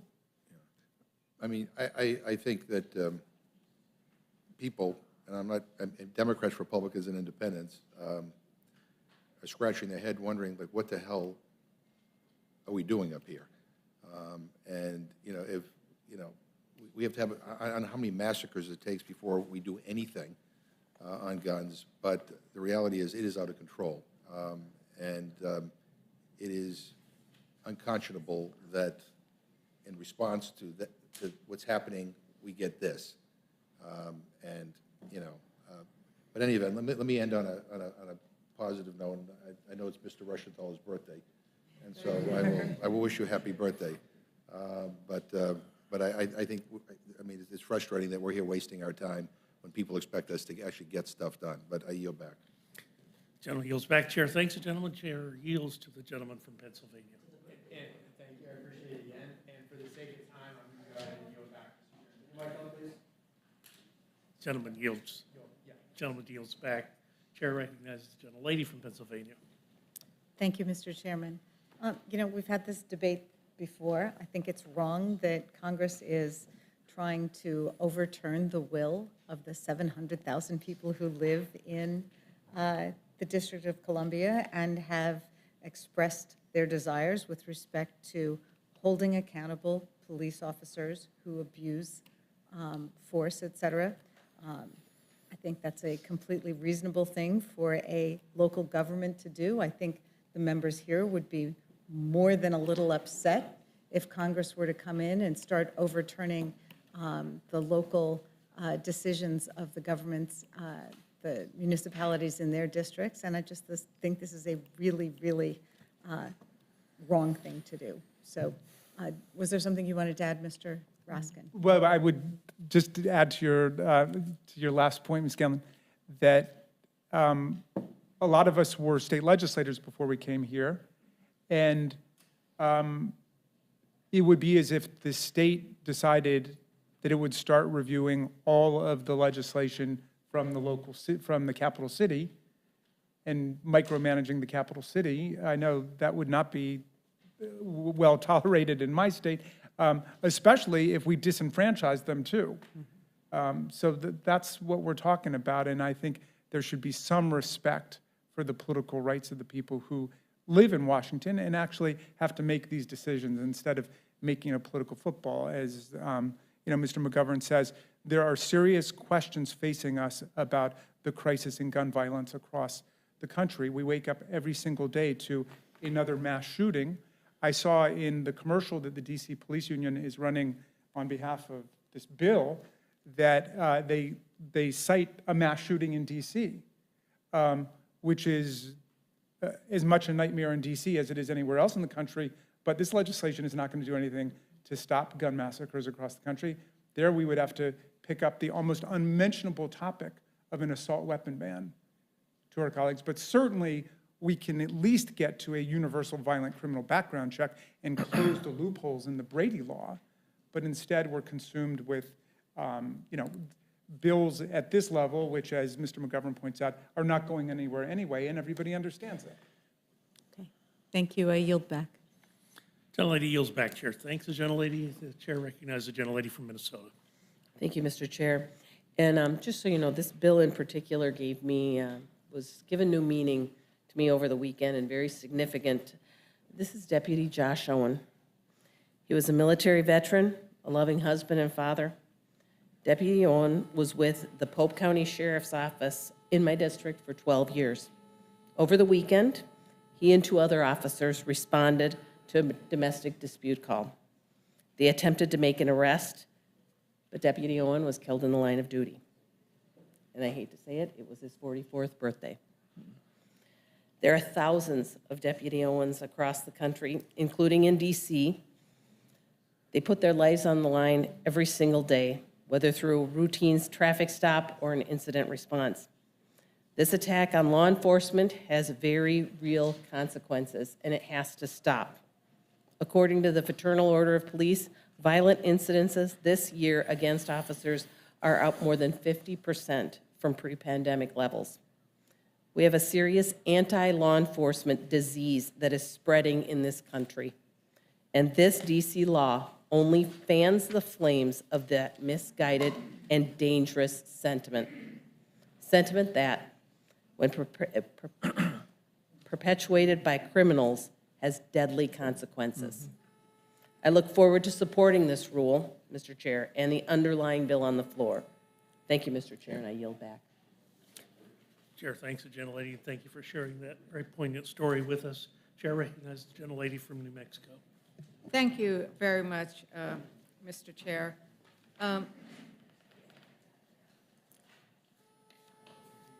think that the sadness that Representative Fishback brought up with regards to the deputy who lost his life, and I've spent quite a bit of time while I was home with police officers and first responders. I'd like to also point out, though, that last year, in the fiscal year 23 appropriations, Democrats supported and passed a bill that had significant resources targeted to law enforcement. We did $4.4 billion, an increase of $506 million for law enforcement. That included everything from community-oriented policing to second chance programs, money to address sexual assault kills since those were not being dealt. In that bill, 216 Democrats supported it, and almost every Republican opposed supporting additional funding for law enforcement. That's what it means to support law enforcement, is to actually give them the funding and the support that they need to do their job. What this bill does, though, is take away the ability of a local jurisdiction to decide for itself what it needs to do. And it is once again, as you pointed out, Ranking Member, another kind of waste of time when there is so much more that our constituents want us to do. Thank you for raising the issues with regards to gun violence. As we were discussing the fact that we are not addressing gun violence, a statistic that makes my heart cry is that right now, for every kindergarten child that is in school right now, if you go to their classroom, one of them will not live to adulthood. I've been in those classrooms where, because we failed to address the scourge of gun violence and the fact that it is the greatest killer of all children, that I have walked into those classrooms. Which child is not going to make it? Because we failed to address gun violence. That's what's important to do, not interfere with local governments. Chair Comer, thank you very much for when you were here last, for our discussion with regards to local control. And as you know, I am, I hold Kentucky now very close to my heart, and I'm so sad of what happened there. I'm so sad because it just reverberates through that community. But I do want, Chairman Comer, and this is a bad time to put you on the spot, but you did recognize that local control is best, that you would not want Congress to be talking about what is best in any of your Kentucky towns, right? That those need to make those decisions themselves.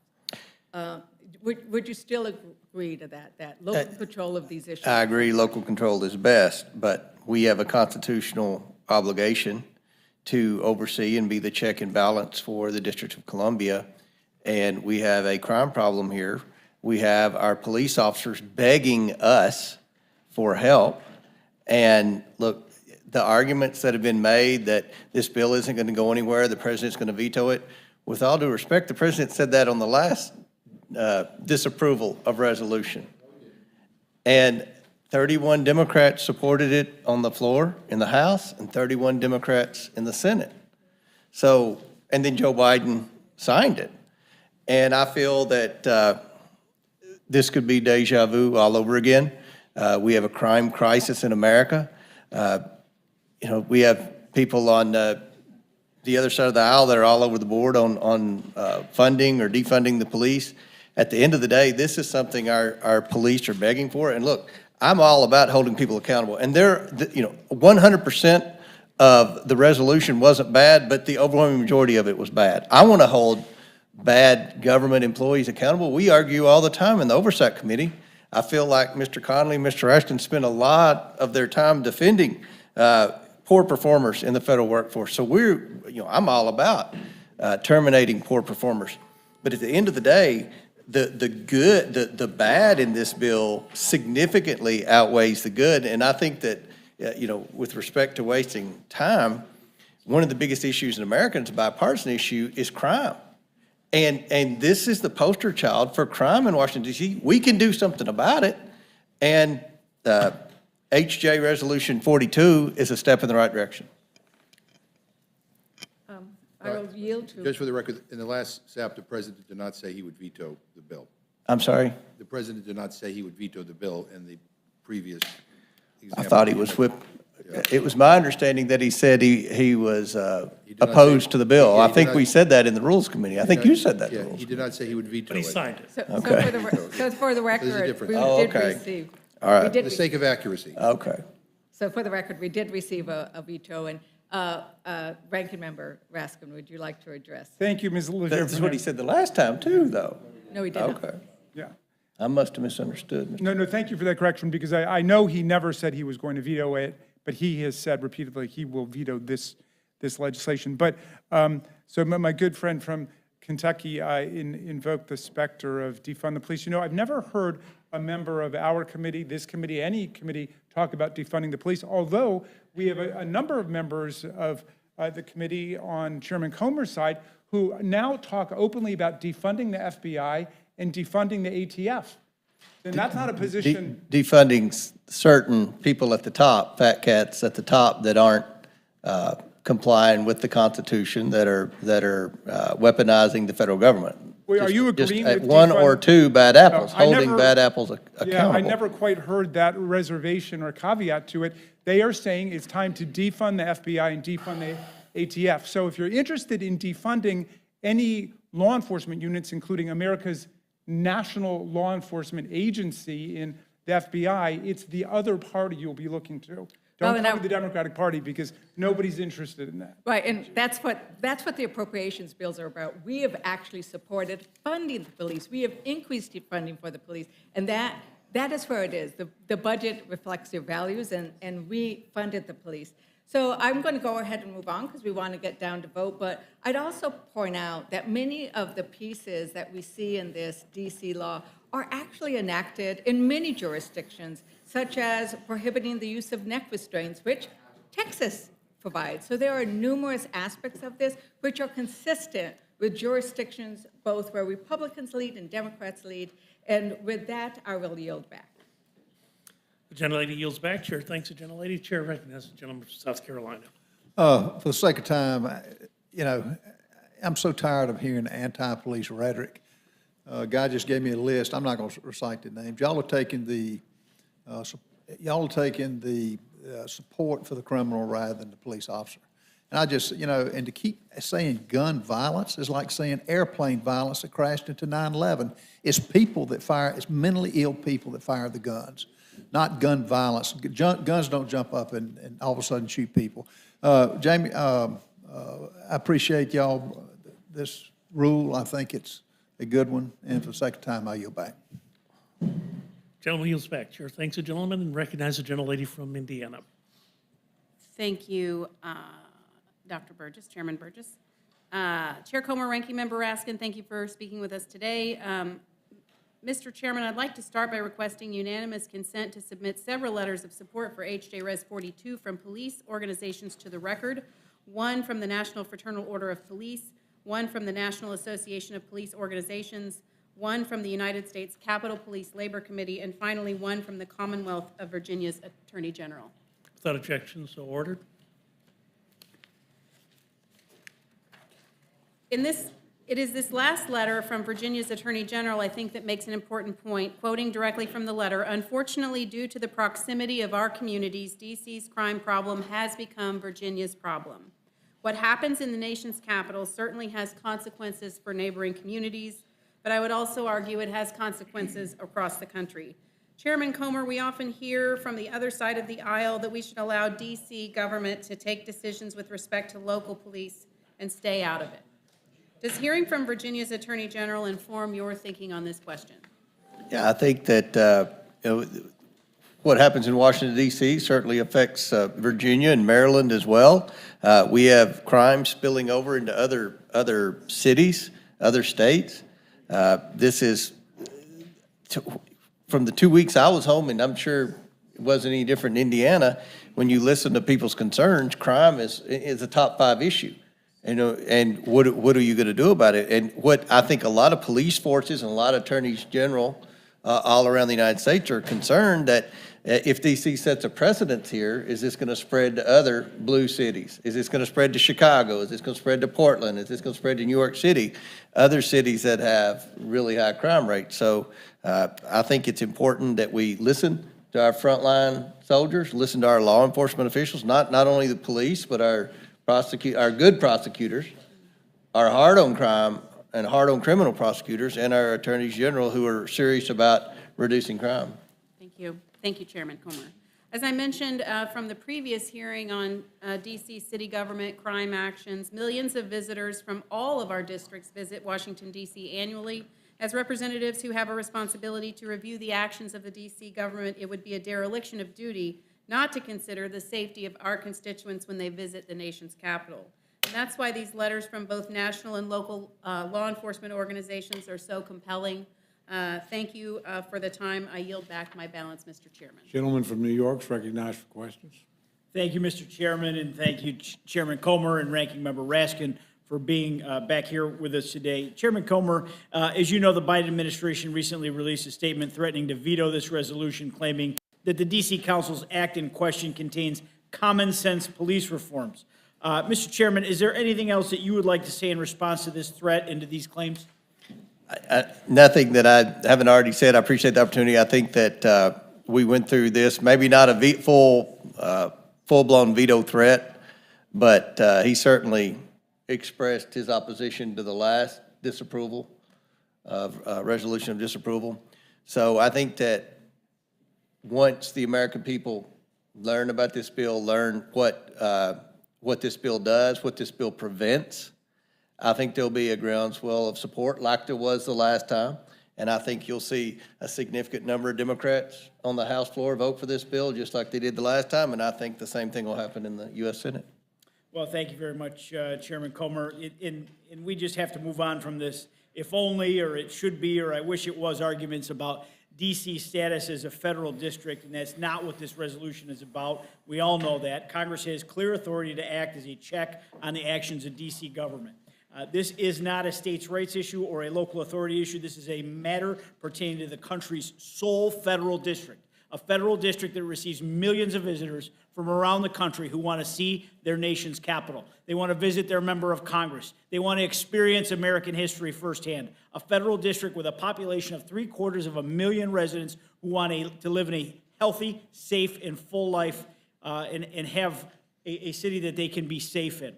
A federal district whose leadership has since 2020 made it their mission to defund the police and to turn the justice system into a revolving door, pulling the ripcord on violent crime. And as a member of the House Oversight and Accountability Committee, I was present to ask questions of the leadership of the D.C. Council on their efforts to loosen the district's criminal code. And it was shameful to see how the leadership of our nation's capital effectively shrugged their shoulders at the alarming spikes in violent crime sweeping across the district.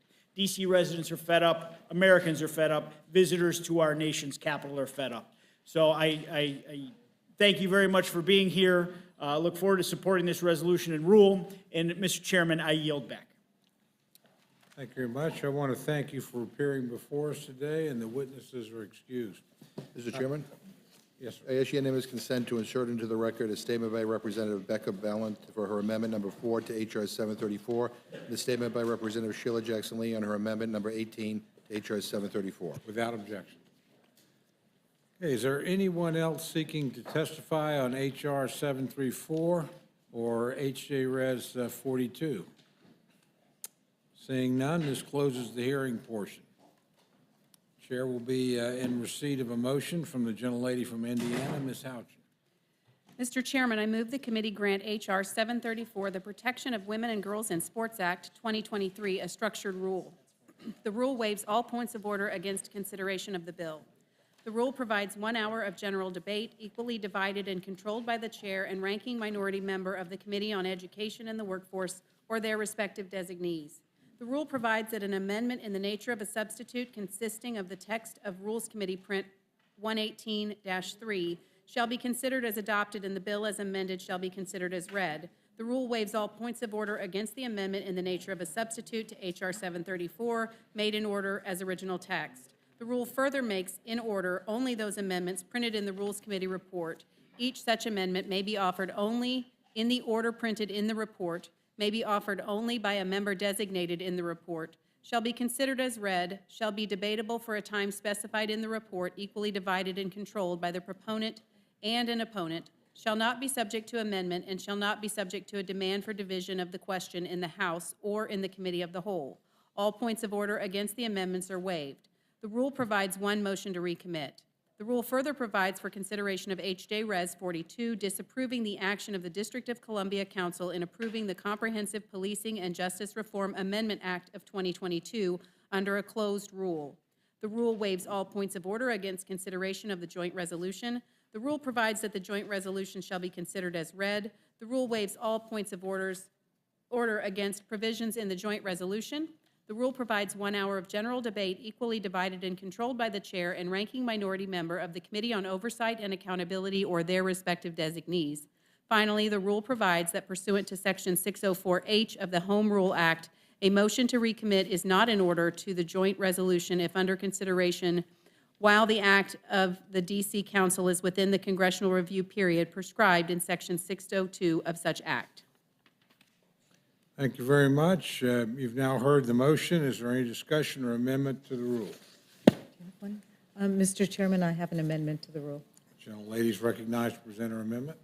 I move the committee make an order and provide any necessary waivers for amendment number 5 to H.R. 734 offered by Representative Omar, which would strike the text of the bill and add a section to ensure that nothing in this act shall be construed to permit or encourage a local educational agency or school to require any student to provide reproductive or sexual health information, including information regarding the student's menstrual cycle.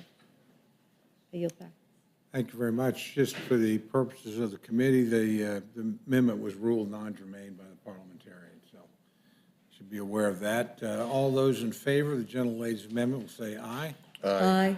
All those opposed, no. No. Opinion of the chair, the noes have it. I would request a recorded vote. Roll call has been requested. Clerk will call the roll. Mr. Burgess. Mr. Burgess, no. Mr. Reschenthaler. Mr. Reschenthaler, no. Mrs. Fishbach. Mrs. Fishbach, no. Mr. Massey. Mr. Massey, no. Mr. Norman. Mr. Norman, no. Mr. Roy. Mrs. Houchin. Mrs. Houchin, no. Mr. Langworthy. Mr. Langworthy, no. Mr. McGovern. Aye. Mr. McGovern, aye. Ms. Scanlon. Ms. Scanlon, aye. Mr. Neguse. Ms. Leisure-Fernandez.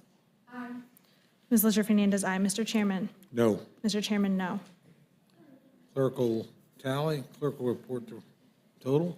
3 yeas, 8 nays. Amendment is not agreed to. Is there any further amendments or discussion? Seeing that there's none, no further amendments. The questions on the motion to report, all those in favor signify by saying aye. Aye. All those opposed, no. No. Opinion of the chair, the ayes have it. Mr. Chairman, we have to ask for a Roll recorded call vote. has been requested. The clerk will call the roll. Mr. Burgess. Mr. Burgess, aye. Mr. Reschenthaler. Mr. Reschenthaler, aye. Mrs. Fishbach. Mrs. Fishbach, aye. Mr. Massey. Mr. Massey, aye. Mr. Norman. Mr. Norman, aye. Mr. Roy. Mrs. Houchin.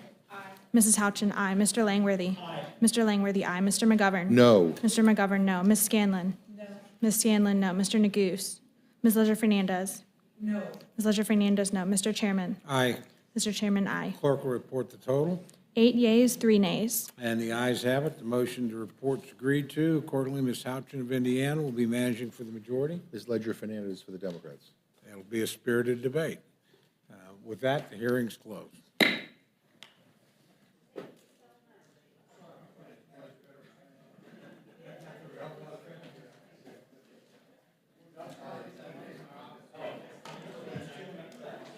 A Russian man claiming to hold top-level secrets about Russian advanced bombers has just turned up at the U.S. southern border, seeking asylum. The man claims to have been an engineer at a production facility over in the city of Kazan. And he says he possesses top-secret information about the White Swan Tu-160, which is the most advanced bomber in the Russian arsenal. U.S. border officials, they interviewed the man, and they determined that his story was in fact credible, and eventually passed him off to the FBI, who are still in the process of interrogating him right now. However, analysts have pointed out that the fact that the story was even leaked to the public is an indication that perhaps the American government is encouraging other Russians who also hold top-level secrets to also escape to America. And if you thought that was interesting, well then you should click on that button below this video and check out Epic TV, one of the best no-censorship video platforms on the internet.